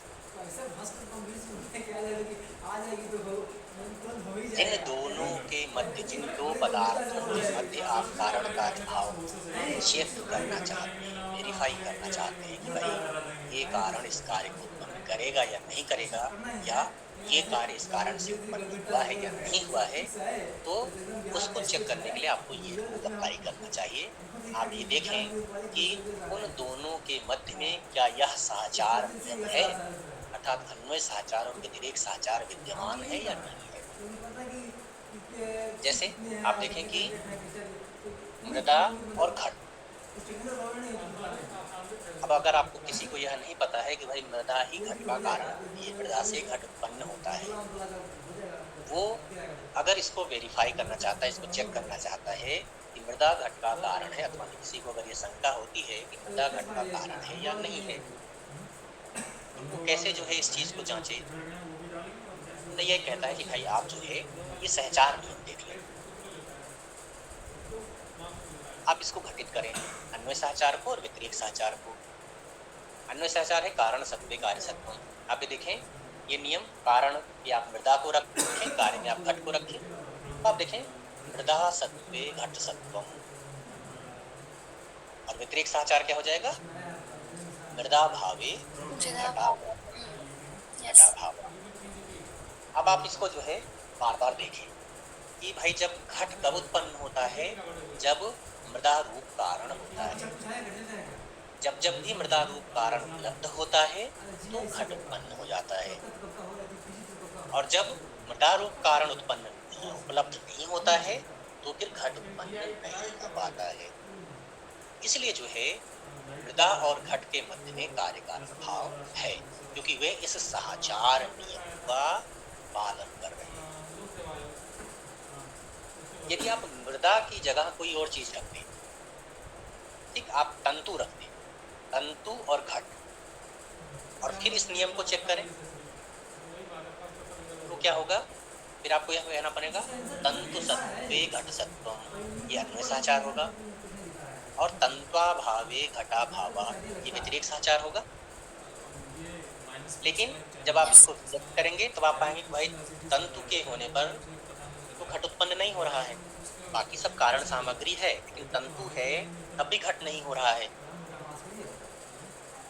तब हम पाएंगे कि भाई ये नियम क्या है, ये घटित नहीं हो रहा, ये साचार नियम क्या है, ये बाधित हो गया है। तो सहचार का बाधित हो जाना ही व्यभिचार हो जाता है।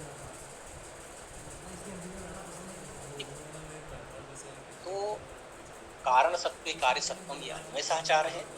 अगर ये नियम बाधित हो गया, यानी इस रूप से ये नियम बाधित होगा तो किस रूप में होगा कि भाई कारण तो है लेकिन कार्य नहीं है। कारण सत्वे कार्याभावः, ये अन्वय व्यभिचार हो जाएगा। और इसी तरह से व्यतिरेक में क्या है, व्यतिरेक सहचार का नियम था कारणाभावे कार्याभावः, कारण का अभाव है तो कार्य का भी अभाव है। अब ये नियम बाधित होगा तो कैसे कि भाई कारण का तो अभाव है लेकिन कारण के अभाव में भी कार्य हो रहा है, नियम बाधित हो गया। उसी को हम कहेंगे व्यतिरेक व्यभिचार। तो अन्वय सहचार और व्यतिरेक सहचार, और अन्वय व्यभिचार और व्यतिरेक व्यभिचार। तो सहचार नियम को भी चेक करना है और व्यभिचार को भी चेक करना है कि कहीं पर उल्लंघन भी तो नहीं हो रहा है। और जब ये दोनों चेक हो जाएंगे तब जो है हम उनकी दो पदार्थों के मध्य में कारण कार्य भाव को सिद्ध कर लेंगे, कारण कार्य भाव को निर्धारित करेंगे। तो कारण कार्य भाव की निर्धारकता के लिए सहचार नियम और व्यभिचार नियम, इन दोनों का बोध होना आवश्यक है। सहचार नियम इस तरह से है, कारण सत्वे कार्य सत्वम अन्वय साचारा, कारणाभावे कार्याभावः व्यतिरेक साचारा। व्यतिरेक व्यभिचार नियम इस तरह से है, कारण सत्वे कार्याभावः अन्वय व्यभिचारा, और कारणाभावे कार्य सत्वम व्यतिरेक व्यभिचारा। तो जब भी हमें कारणता का निर्धारण करना होगा, कारण और कार्य का निर्धारण करना होगा, हम इसी मूल पर चलेंगे। अगर दो पदार्थ जिनके मध्य में कारण कार्य भाव बताया जा रहा है वे सहचार नियम को फॉलो कर रहे हैं और कोई व्यभिचार नहीं है, तो फिर उनके मध्य में कारण कार्य भाव है।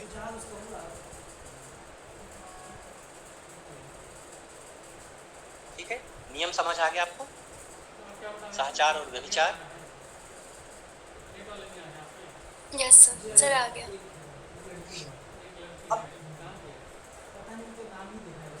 पूर्व पक्षी कहता है कि भाई आप अपने दर्शन में इसी आधार पर कारण कार्य भाव को सिद्ध करते हैं। अब ये जो आपने मंगल और विघ्न ध्वंस या मंगल और समाप्ति, इनको आपने कहा है कि यहाँ कारण कार्य भाव है, मंगल कारण है और विघ्न ध्वंस उसका कार्य है या ग्रंथ समाप्ति उसका कार्य है।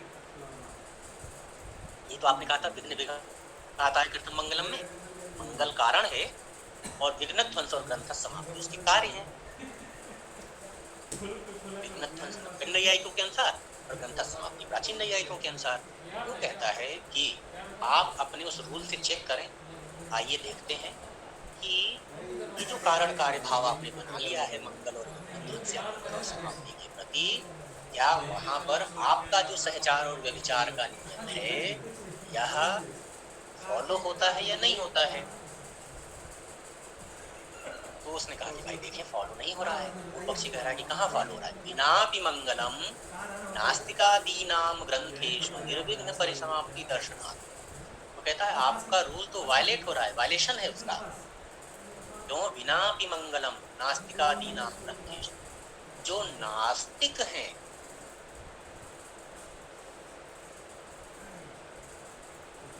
उनके ग्रंथों में मंगल नहीं है, लेकिन फिर भी निर्विघ्न परिसमाप्ति दर्शनात्, उनके ग्रंथों की निर्विघ्न परिसमाप्ति हुई है।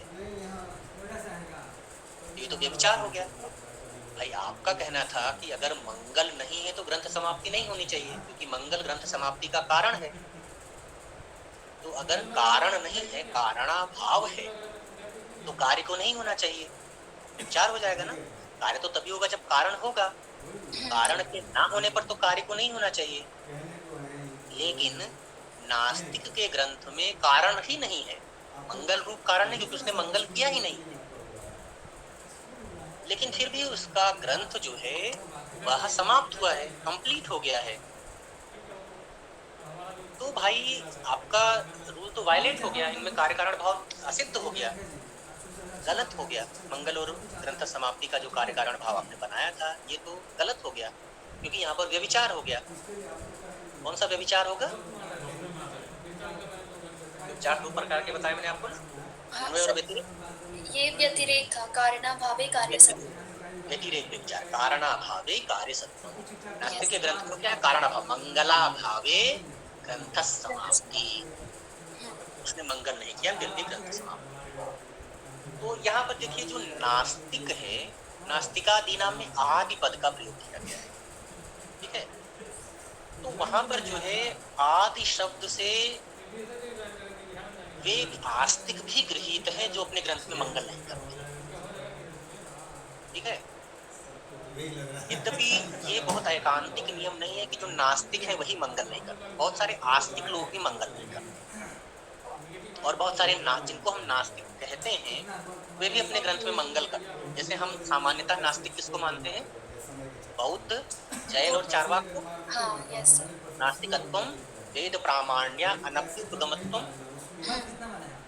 लेकिन आप अगर बौद्धों के ग्रंथ देखें, जैसे एक ग्रंथ है बौद्धों का तत्व संग्रह, सांतरक्षित का ग्रंथ है। सांतरक्षित का ग्रंथ है जिसका मंगलाचरण है, यह प्रतीत्य समुत्पादम जगात गताम वरः तम सर्वज्ञम प्रणाम्यायम क्रियते तत्व संग्रह। यह प्रतीत्य समुत्पादम जगात गता वरम तम सर्वज्ञम प्रणम्यायम क्रियते तत्व संग्रह। उन्होंने जो है सर्वज्ञ के अनुसार बुद्ध जो है उनको प्रणाम किया है, जिन्होंने प्रतीत्य समुत्पाद का उपदेश दिया है, और उनको प्रणाम करके उन्होंने ये रचना की। या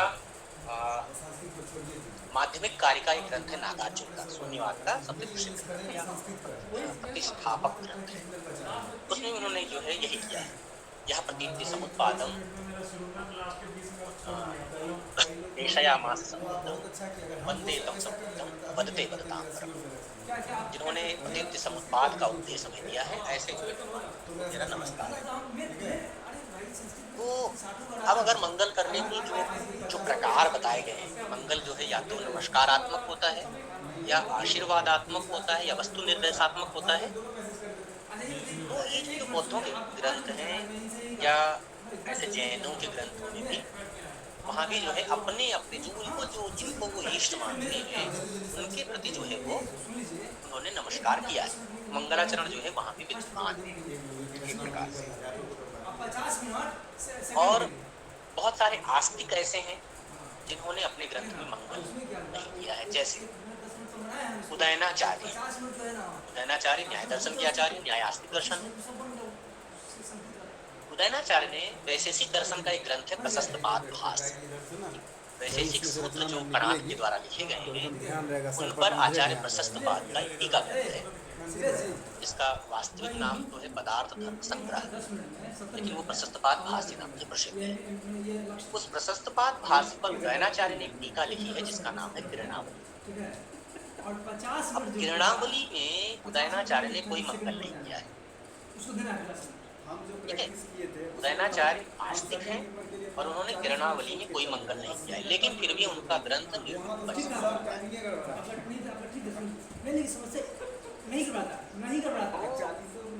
पूर्व पक्षी कहता है कि भाई न केवल नास्तिकों के यहाँ ये रूल वायलेट हो रहा है कि वे जो है अपने ग्रंथ में मंगल नहीं करते हैं, फिर भी उनका ग्रंथ निर्विघ्न परिसमाप्त हो रहा है। अपितु आस्तिकों के यहाँ भी है। आप ऐसा कहें कि भाई चलो नास्तिक तो करते ही नहीं हो, तो नास्तिक हम उनका क्यों माने, उनको प्रमाण क्यों माने? तो कहेंगे भाई ये तो आपके यहाँ भी है। आस्तिक दर्शन के ही आचार्य हैं जो है उदयनाचार्य। उदयनाचार्य ने भी कर्णावली में मंगल नहीं किया, क्योंकि उनका ग्रंथ निर्विघ्न परिसमाप्त हुआ है। ये जो है व्यभिचार है उस रूल का, निर्विघ्न व्यभिचार है। और जब व्यभिचार विद्यमान है, मंगल और विघ्नध्वंस या मंगल और ग्रंथ समाप्ति में कारण कार्यभाव नहीं सिद्ध किया जा सकता है, क्योंकि व्यभिचार है। जब तक व्यभिचार दूर नहीं होगा तब तक कारण कार्यभाव उपपन्न नहीं हो सकता है। तो ये व्यतिरेक व्यभिचार है। आगे अन्वय व्यभिचार का भी प्रदर्शन आचार्य ने किया है, वो मैं आपको यही बता देता हूँ। अन्वय सहचार का नियम क्या कहता है? अन्वय सहचार क्या कहता है? कारण और कार्य के मध्य में कारण सत्वे कार्य सत्व। जब कारण हो तो कार्य को होना चाहिए। अगर ये रूल वायलेट होगा, अन्वय व्यभिचार होगा, तो ये रूल क्या हो जाएगा? अन्वय व्यभिचार का नियम क्या होगा? कारण सत्वे कार्याभावः। कारण सत्वे कार्याभावः। कारण के स्थान पर हम मंगल को रख दें, मंगल सत्वे ग्रंथ समाप्त्याभावः, है ना? जी सर। उदाहरण कादम्बरी। कादम्बरी जैसा आप सभी को ज्ञात है बाणभट्ट की रचना है। बाणभट्ट ने कादम्बरी में प्रचुर मात्रा में मंगल किया। एक दो श्लोक नहीं है, 20 श्लोक है कादम्बरी। रजोजुषे जन्मन सत्ववृत्तये, है ना? लेकिन कादम्बरी जो है बाणभट्ट पूर्ण नहीं कर सके। Yes sir. उनके पुत्र ने उसको पूरा किया। तो नास्तिक पूर्व पक्षी कह रहा है कि भाई देखिए, यहाँ पर तो मंगल किया गया है ग्रंथ में, कादम्बरी नामक ग्रंथ में बाणभट्ट ने मंगलाचरण किया है, और मंगलाचरण अगर किया है तो नियम के अनुसार ग्रंथ समाप्ति होनी चाहिए। कि नियम यही कहता है मंगल सत्य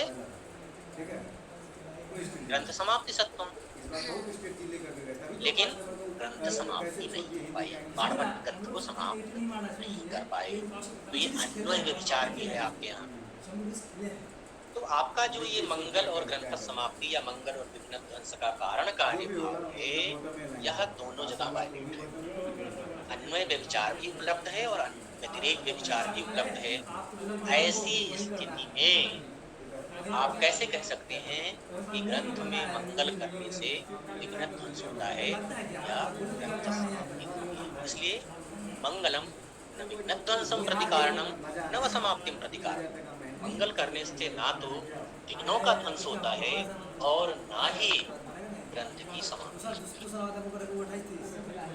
इसलिए मंगल जो है वह अयुक्त है। अब जो है पूर्व पक्षी अपना अनुमान प्रस्तुत करते हैं, मैं देखिए मंगल करने से कोई फल नहीं मिला, इसलिए हमारा ये कहना है मंगलम अयुक्तम। क्यों? निष्फलत्वात्।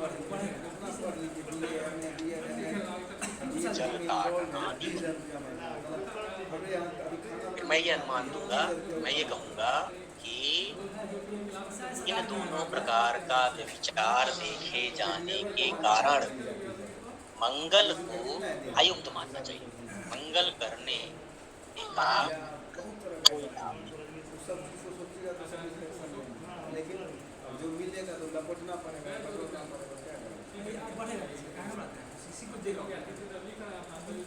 ठीक है, तो मंगल करने से मंगलम अयुक्तम, तो निष्फलत्वात्, भाई कोई फल तो मिला नहीं आपको। जिन्होंने मंगल किया उनकी ग्रंथ समाप्ति नहीं हुई, और जिन्होंने मंगल नहीं किया उनकी ग्रंथ समाप्ति हो रही है। तो इस दृष्टि से तो मंगल अयुक्त है, करने की क्या आवश्यकता है?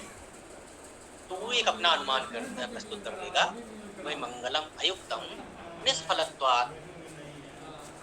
मंगल अयुक्त है क्यों? निष्फल होने के कारण, कोई फल ना होने के कारण, किसी भी प्रकार का फल शून्य होने के कारण। और दृष्टांत क्या देगा? जल ताड़न, जैसे जल ताड़न। जल ताड़न ऐसे है जैसे कोई व्यक्ति है, जैसे आप कोई नदी के किनारे जाएं और आप ये करें कि भाई आपके हाथ में डंडा है और आप कहें कि मैं डंडा मारकर जो है ये जल को दो भागों में विभक्त करूंगा, पानी में जो है दंड प्रहार करूंगा और जल जो है वो दो भागों में विभाजित हो जाएगा, अलग अलग हो जाएगा। तो आपका ये जो कर्म है ये सफल होगा या निष्फल होगा? निष्फल होगा। आप जो है डंडा मारकर जल को अलग अलग तो नहीं कर सकते हैं, जैसे आप हटाएंगे डंडा जल वैसे ही आ जाएगा। यस जैसे ये कर्म है, जल ताड़न इत्यादि कर्म है, ये निष्फल कर्म है, इसलिए इन कर्मों को करने की मनाही है। ये कर्म करने का, जिन कर्मों के करने का कोई फल नहीं है, वैसे कर्म जो है वो करने को कोई नहीं कहेगा। उन्हीं प्रकार के कर्मों को करने का उपदेश दिया जाता है ना, जिनसे कोई फल प्राप्त होता है। बिना फल की तो हम किसी कर्म में प्रवृत्त भी नहीं होते हैं, है ना। प्रयोजनम अनुद्देश्य मंदो अपि न प्रवर्तते। यस तो जिन कर्मों के करने का कोई फल ही नहीं है, निष्फल है, जो उनका विधान करने की आवश्यकता क्या है? आपने भाई शिष्य शिक्षाएं निबद्धनाति जो कहा, ये क्यों कहा? वो तो निष्फल है, निष्फल होने के कारण वो अयुक्त है। तो इस तरह से जो है अयुक्तता का अर्थ जो है बलवद अनिष्टा अनुबंधित है।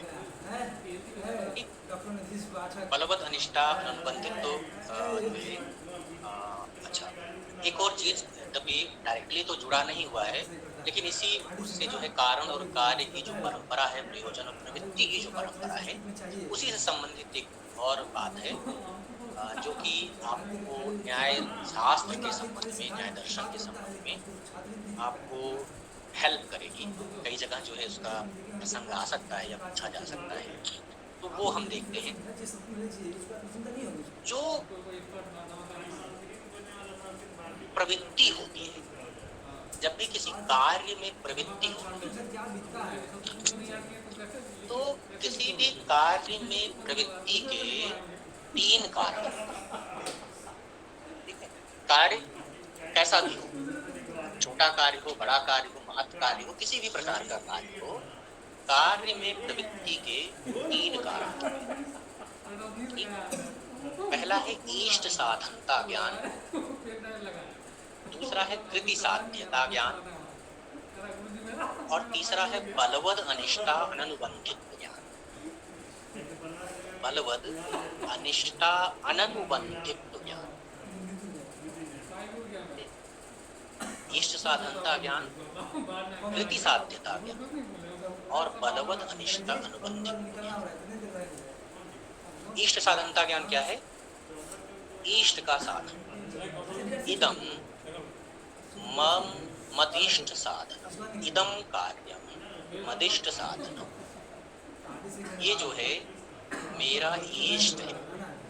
जब इस प्रकार का ज्ञान आपको होता है, तभी जो है आप उस प्रकार के कर्म में प्रवृत्त, ठीक है। आपकी प्रवृत्ति तभी होती है जब आपको इष्ट साधनता ज्ञान होता है। अगर इष्ट साधनता ज्ञान ही है, इस रूप में इदम मदिष्ट साधन, ये जो है मेरा इष्ट है, इष्ट साधन है, मेरे इष्ट की पूर्ति करता है, करेगा, ऐसा ज्ञान जब तक हमें नहीं होता है, तब तक जो है हम प्रवृत्ति नहीं करते। प्रवृत्ति के लिए इष्ट साधनता ज्ञान करना आवश्यक है। दूसरा है कृति साध्यता ज्ञान, कृति साध्यता ज्ञान, इदम मत कृति साधनम, ये जो कार्य है मत कृति साधन पर मत कृत्या साधनम, मेरे द्वारा साध्य है, अर्थात मैं इसे कर सकता हूँ, मैं इस कार्य को करने में समर्थ हूँ। ये ज्ञान होना भी आवश्यक है। अगर आपको यह ज्ञान हो जाए कि आप इस कार्य को करने में समर्थ ही नहीं है, तो भी आपकी प्रवृत्ति नहीं है।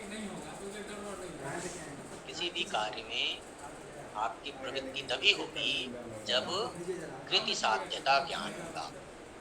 वो कार्य आपके द्वारा करणीय है, करने, आप उस कार्य को करने में समर्थ हैं, वह आपके द्वारा साध्य है ऐसा ज्ञान होने पर ही प्रवृत्ति होती है। तीसरा है बलवद अनिष्टा अनुबंधित ज्ञान।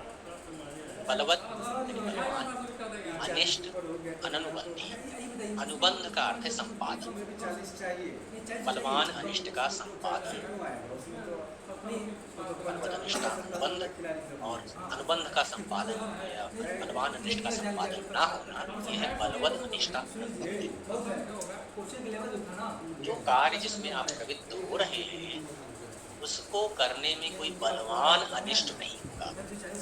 वो कार्य करने से किसी बलवान अनिष्ट की उत्पत्ति नहीं होगी, बलवान अनिष्ट का संपादन नहीं होगा। ऐसा ज्ञान जब होता है तभी प्रवृत्ति होती है।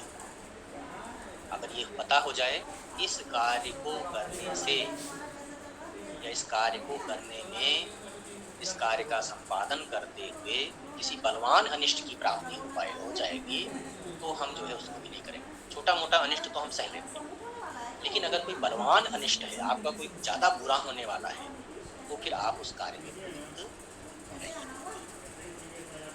ठीक है? जैसे हाँ, पूछो प्रिया। सर जो ये आपने तीन जो कारण बताए, ये तीनों होने चाहिए या तीनों में से एक भी चलेगा? नहीं, तीनों होने चाहिए। अगर कोई भी एक नहीं रहेगा तो प्रवृत्ति नहीं। हाँ सर, समझ गया। जैसे अगर हम परीक्षा कर लें इसकी, तीनों में से अगर हटा दिया जाए किसी को, तो आप देखें कहाँ पर बाधा हो। ठीक है? जी सर। जैसे अगर हम बलवद अनिष्टानुबंधित्व को हटा दें, प्रवृत्ति के प्रति केवल दो को ही कारण रखें, इष्ट साधनता ज्ञान और कृति साध्यता ज्ञान। ठीक है? बलवद अनिष्टानुबंधित्व को हटा, तो देखें भोजन हम करते हैं। ठीक है? Yes sir. भोजन करने में क्या निहित है? भोजन करने में जो इष्ट है वो क्या है?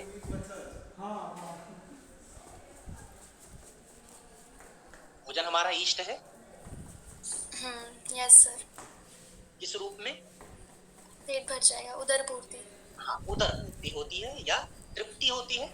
हाँ यस सर। तो अगर हमें जो है भोजन के संदर्भ में ये ज्ञान ना हो कि भोजन करने से उदर पूर्ति या तृप्ति होगी, तो हम भोजन में प्रवृत्त नहीं होंगे। यस सर, नहीं। ठीक है? दूसरा, अगर किसी भोजन में अच्छा विष मिश्रित हो, भोजन में विष मिला हुआ हो, आपको ज्ञात है कि इस भोजन में विष मिश्रित है। ठीक है? जी सर। तो विष मिश्रित भोजन में भी इष्ट साधनता ज्ञान है। Yes sir. क्योंकि भोजन करने से तो उदर पूर्ति होगी। आप विष मिला हुआ भोजन भी खाएंगे तो उदर पूर्ति तो हो जाएगी, मर जाएंगे ना, तो हो जाएगी। वो तो अनिष्ट हो जाएगा ना सर, वो इष्ट थोड़े, मरना तो इष्ट नहीं है। भोजन का जो इष्ट है, भोजन का इष्ट तो उदर पूर्ति होती है ना। आप सपोज करें ऐसा जो है विष मिश्रित है, जो विष बहुत धीरे धीरे असर करता है, उदर पूर्ति के बाद उसने असर किया। Yes sir. मतलब ये पोटेशियम साइनाइड जैसा नहीं दिखाते ही मतलब स्लो पॉइजन है। तो ये हुआ कि भाई ये धीरे धीरे असर करेगा, पूरा भोजन कर लीजिए उसके बाद ही असर करेगा। तो अब यहाँ देखिए इसमें इष्ट साधनता ज्ञान है, वो जो है शर्त पूरी हो रही है कि भोजन उदर पूर्ति कर देगा, इसलिए वो हमारा इष्ट है। इदम मदिष्ट साधनम, विष मिश्रित भोजन भी अपने प्रयोजन की पूर्ति करता है, इसलिए प्रवृत्ति के लिए वो यूजफुल है। Yes sir. दूसरा है कृति साध्यता ज्ञान, वो भी है भोजन के प्रति। विष मिश्रित भोजन में कृति साध्यता भी है। भोजन करने से कोई मना तो कर नहीं रहा है, भोजन करना तो आपके हाथ में, आप कर सकते हैं। Yes sir, yes sir. के द्वारा साध्य ऐसा कोई काम तो है नहीं कि जो आप नहीं कर पाएंगे। अगर भोजन आपके सामने रखा हुआ है तो भोजन करना आपके जो है सामर्थ्य में है। जी सर। वहाँ कृति साध्यता ज्ञान भी है। अब इस आधार पर जो है प्रवृत्ति हो जानी चाहिए, लेकिन विष मिश्रित भोजन में प्रवृत्ति नहीं होती है। क्यों? क्योंकि बलवद अनिष्टानुबंधी ज्ञान है। हमें ये पता है कि अगर मैं विष मिश्रित भोजन का ग्रहण करूंगा तो मेरा बलवान अनिष्ट, सामान्य अनिष्ट नहीं, छोटा मोटा होता कि अरे यार थोड़ा सा थोड़ी तबीयत खराब होगी लेकिन चलो खा लेते हैं, अगर ऐसा हो तो हम सपोज खा लें। जैसे कई बार ये होता है कि सर स्ट्रीट वाला गोलगप्पे के लिए होता है ये। तीखा लग भी जाएगा लेकिन वो तीखा जो है ठीक है, उतना सह लेंगे। हाँ यस सर। लेकिन अगर उसी गोलगप्पे में आपको ये मिला हो कि भाई इसमें जहर मिला हुआ है, हाँ तब तो भी। वो एक साधन तो है और कृति साध्यता भी है आप में, लेकिन आपको अगर ये पता हो गया कि भाई ये बलवद अनिष्ट है, ऐसा करने से तो जीवन की ही समाप्ति है, यानी ऐसा अनिष्ट जो बिल्कुल जीवन नाशक अनिष्ट है, तो फिर आप प्रवृत्त नहीं होंगे। नहीं होंगे यस सर। ये प्रवृत्ति में बलवद अनिष्ट अनुबंधी ज्ञान होना भी जरूरी है। सर क्लियर है। प्रश्न को भी रखना जरूरी है। हम्म, दूसरा कृति साध्यता को हम चेक करते हैं। अगर हम प्रवृत्ति के कारणों में कृति साध्यता को हटा दें, दो को रखें, पहला इष्ट साधनता ज्ञान, दूसरा बलवद अनिष्ट अनुबंधी ज्ञान, तो आप देखिए जो है चंद्रमा हम सभी को अच्छा लगता है। जी सर। भाई प्रेम भाव में तो भी रहता है कि भाई चांद तारे ले आएंगे प्रेमी प्रेमिका से, ये तमाम वादे कर देता है। चंद्रमा के विषय में प्रसिद्ध है भाई चंद्रमा शीतल होता है। Yes sir.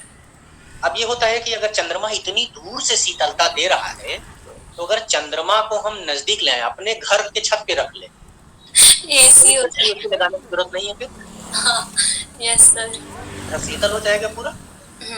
तो चंद्रानयन एक प्रसंग है, एक कार्य है चंद्रानयन, चंद्रमा को लाना, घर ले आया। अब यहाँ देखें इष्ट साधनता ज्ञान है आपको चंद्रानयन में, चंद्रमा इष्ट है आपके लिए, साहित्यिक प्रदान करेगा, तो इष्ट साधनता ज्ञान है। बलवद अनिष्टान अनुबंधी भी है, चंद्रमा को लाने से कोई नुकसान भी नहीं है आपका। सर हो सकता है ना ऐसा, मतलब सिर्फ मेरे घर पे आगे तो पूरी दुनिया कैसे ठंडी रहेगी, फिर मेरा घर सिर्फ ठंडा रहेगा। हमारे लिए तो नहीं ना, हमारी प्रवृत्ति का प्रसंग है। अच्छा यस सर। तो हम तो चाह ही रहे हैं और हमें ये पता है कि भाई हम ले आएंगे तो हमारा कोई नुकसान नहीं होने वाला है। जी सर जी सर। तो अब देखिए दोनों चीजें पूरी हैं, इष्ट साधनता भी है और बलवद अनिष्टान अनुबंधित भी है हमें, लेकिन फिर भी क्या आप चंद्रानयन में प्रवृत्त हो पाते हैं? नहीं सर। क्यों? समर्थ नहीं है।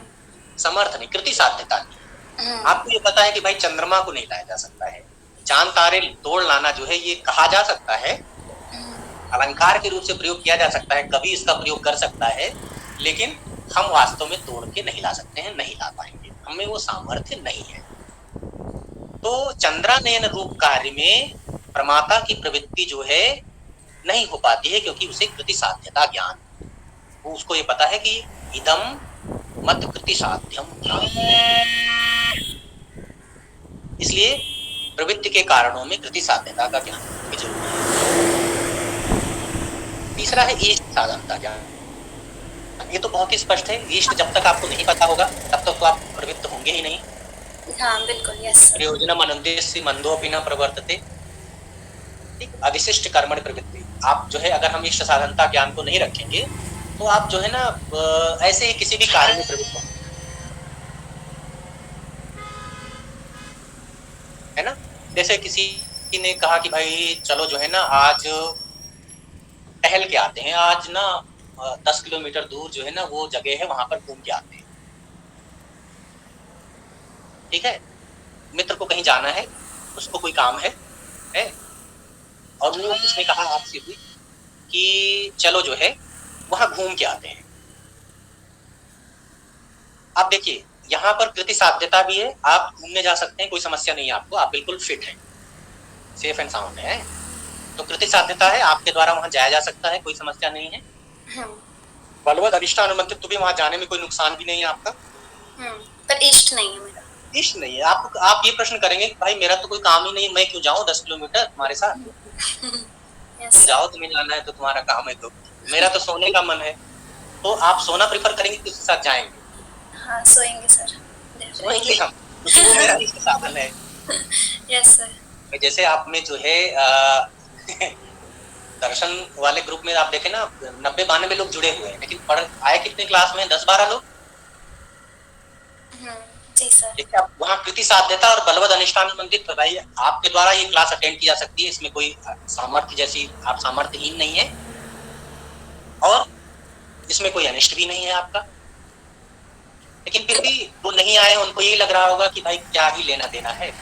दो ही स्टेजेज हैं, या तो एग्जाम नहीं होगा पिछली बार की तरह, प्रमोट हो जाएंगे, तो इसलिए जो है क्लास करना मेरा इष्ट साधन नहीं है, और दूसरा ओबी ही तो होना है, तो घर से ही लिख लेंगे। सर कितना सही एग्जाम्पल है ये। तो ये जो है ये कक्षा जो है वो मेरी इष्ट साधन नहीं है, इसलिए जो है वो मेरी प्रवृत्ति जो है वो यहाँ नहीं है। जी सर। तो इसलिए जो है प्रवृत्ति के प्रति जो है वो तीनों कारण आवश्यक हैं। इष्ट साधनता ज्ञान सबसे जरूरी चीज है। इष्ट साधनता ज्ञान पहले वही वेरीफाई होता है, पहले वही चेक होता है। फिर कृति साध्यता ज्ञान जब ये हो जाता है कि भाई नहीं ये करना जो है मेरे हित में है, इष्ट साधन है मेरा, तब हम कृति साध्यता को चेक करते हैं, समर्थ है या नहीं समर्थ है। अगर उसका भी आंसर यस में है, इदम मत्कृत साध्यम, तो फिर जो है हम देखते हैं बलवद अनिष्ठान अनुबंधित, और जब ये तीनों कारण मिल जाते हैं, पूरे हो जाते हैं, तो फिर जो हमारी प्रवृत्ति हो जाती है। तो यहाँ पर भी जो है जो पूर्व पक्षी है वो ये कह रहा है कि भाई देखिए मंगल में प्रवृत्ति है, ग्रंथ में किसी को यदि मंगल रूप कार्य में प्रवृत्त होना है तो इष्ट साधनता ज्ञान, कृति साध्यता ज्ञान और बलवद अनिष्ठान अनुबंधित तो ज्ञान होना चाहिए। प्रवृत्ति के प्रति सामान्य कारण है, लेकिन वहां जो है ये इष्ट साधनता ज्ञान है ही नहीं। नास्तिक जो है वो तो ये देख रहा है कि उसके सामने तो इतने एग्जाम्पल हैं कि भाई बिना मंगल किए हुए भी ग्रंथ की समाप्ति हो रही है और मंगल करने से भी ग्रंथ की समाप्ति नहीं हो रही है। तो वो कहेगा कि भाई तो फिर मंगल करने का फायदा ही क्या है। तो इसलिए वो जो है अपना पक्ष रखता है कि नहीं, मेरा ये कहना है कि मंगल की कोई आवश्यकता नहीं है, मंगलम अयुक्तम। हेतु क्या देगा? निष्फलत्वात्। साधनता है नहीं, निष्फल है मेरे लिए वो, निष्फलत्वात् और जलताट कार्यों की दृष्टांत है। तो ये जो है वो उसका पक्ष हो जाएगा। ठीक है, पूर्व पक्ष स्पष्ट है? सर क्लियर है। Yes sir. तो ठीक है, आज यहीं तक, फिर हम उत्तर पक्ष जो है वो अगली कक्षा में करते हैं। जी सर। और कोई प्रश्न है तो आप पूछ लें, और भी जो आज पढ़ाया गया है इससे पहले वाला।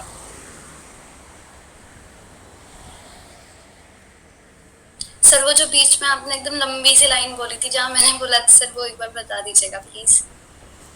विशेषण विशेष वाला। हाँ सर, बस एक मिनट सर, बीच में आया था कोई लंबा सा लाइन, फिर आपने अर्थ बताया था। विशिष्टवाचक समाधान वाला जो था। हाँ सर, वही विघात के लिए जो कहा था। हाँ सर, वो वाला बता दीजिएगा।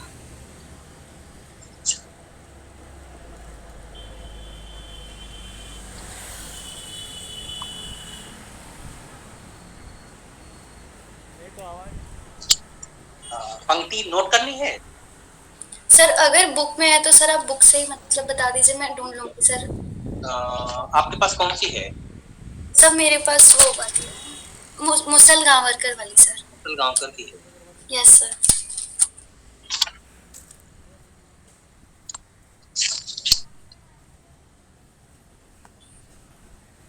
मुसल गांवकर ने, अच्छा पंक्ति तो नहीं लिखी, उन्होंने उसकी व्याख्या जरूर की है।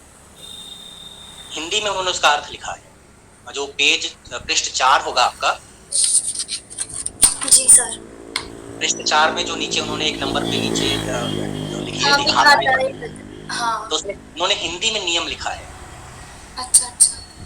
छठी जो लाइन है, छठी लाइन में लिखा हुआ है, शास्त्रकारों का यह संकेत है कि जहाँ विशिष्टवाचक पद के समीप विशेषणवाचक पद होता है वहाँ विशिष्टवाचक पद में विशेष से मात्र की वाचकता होगी। Yes sir. सब वो ना आप सिर्फ बस उसका फोटो सिर्फ ग्रुप में एक बार डाल दीजिएगा, अगर वो वाली पंक्ति से आप। अच्छा ठीक है वो इजी रहेगा। हाँ ठीक है। Yes sir, thank you sir. और नेक्स्ट क्लास जो है ना हम फ्राइडे को पढ़ सकते हैं 2:30 बजे से। Okay sir. 1:30 की बजाय, एक्चुअली टाइम तो 1:30 बजे का है, तो मैंने अपने कोर्स वाला जो है ना उसके टाइम को थोड़ा सा रिड्यूस कर लिया है, तो जी हम सैटरडे की बजाय ना फ्राइडे को भी पढ़ सकते हैं 2:30 से 4:30 वाला। सर सबको ठीक लगे तो चलेगा सर। हाँ, क्योंकि उस दिन तो क्लास है ही, ऑब्वियसली क्लास है आपकी। हाँ यस तो सर। बस जो है 1:30 से 4:30 है, हम 2:30 से 4:30 कर। जी sir. Yes sir, thank you sir, नमस्ते। हाँ, खुश रहिए बच्चे। नमस्ते सर।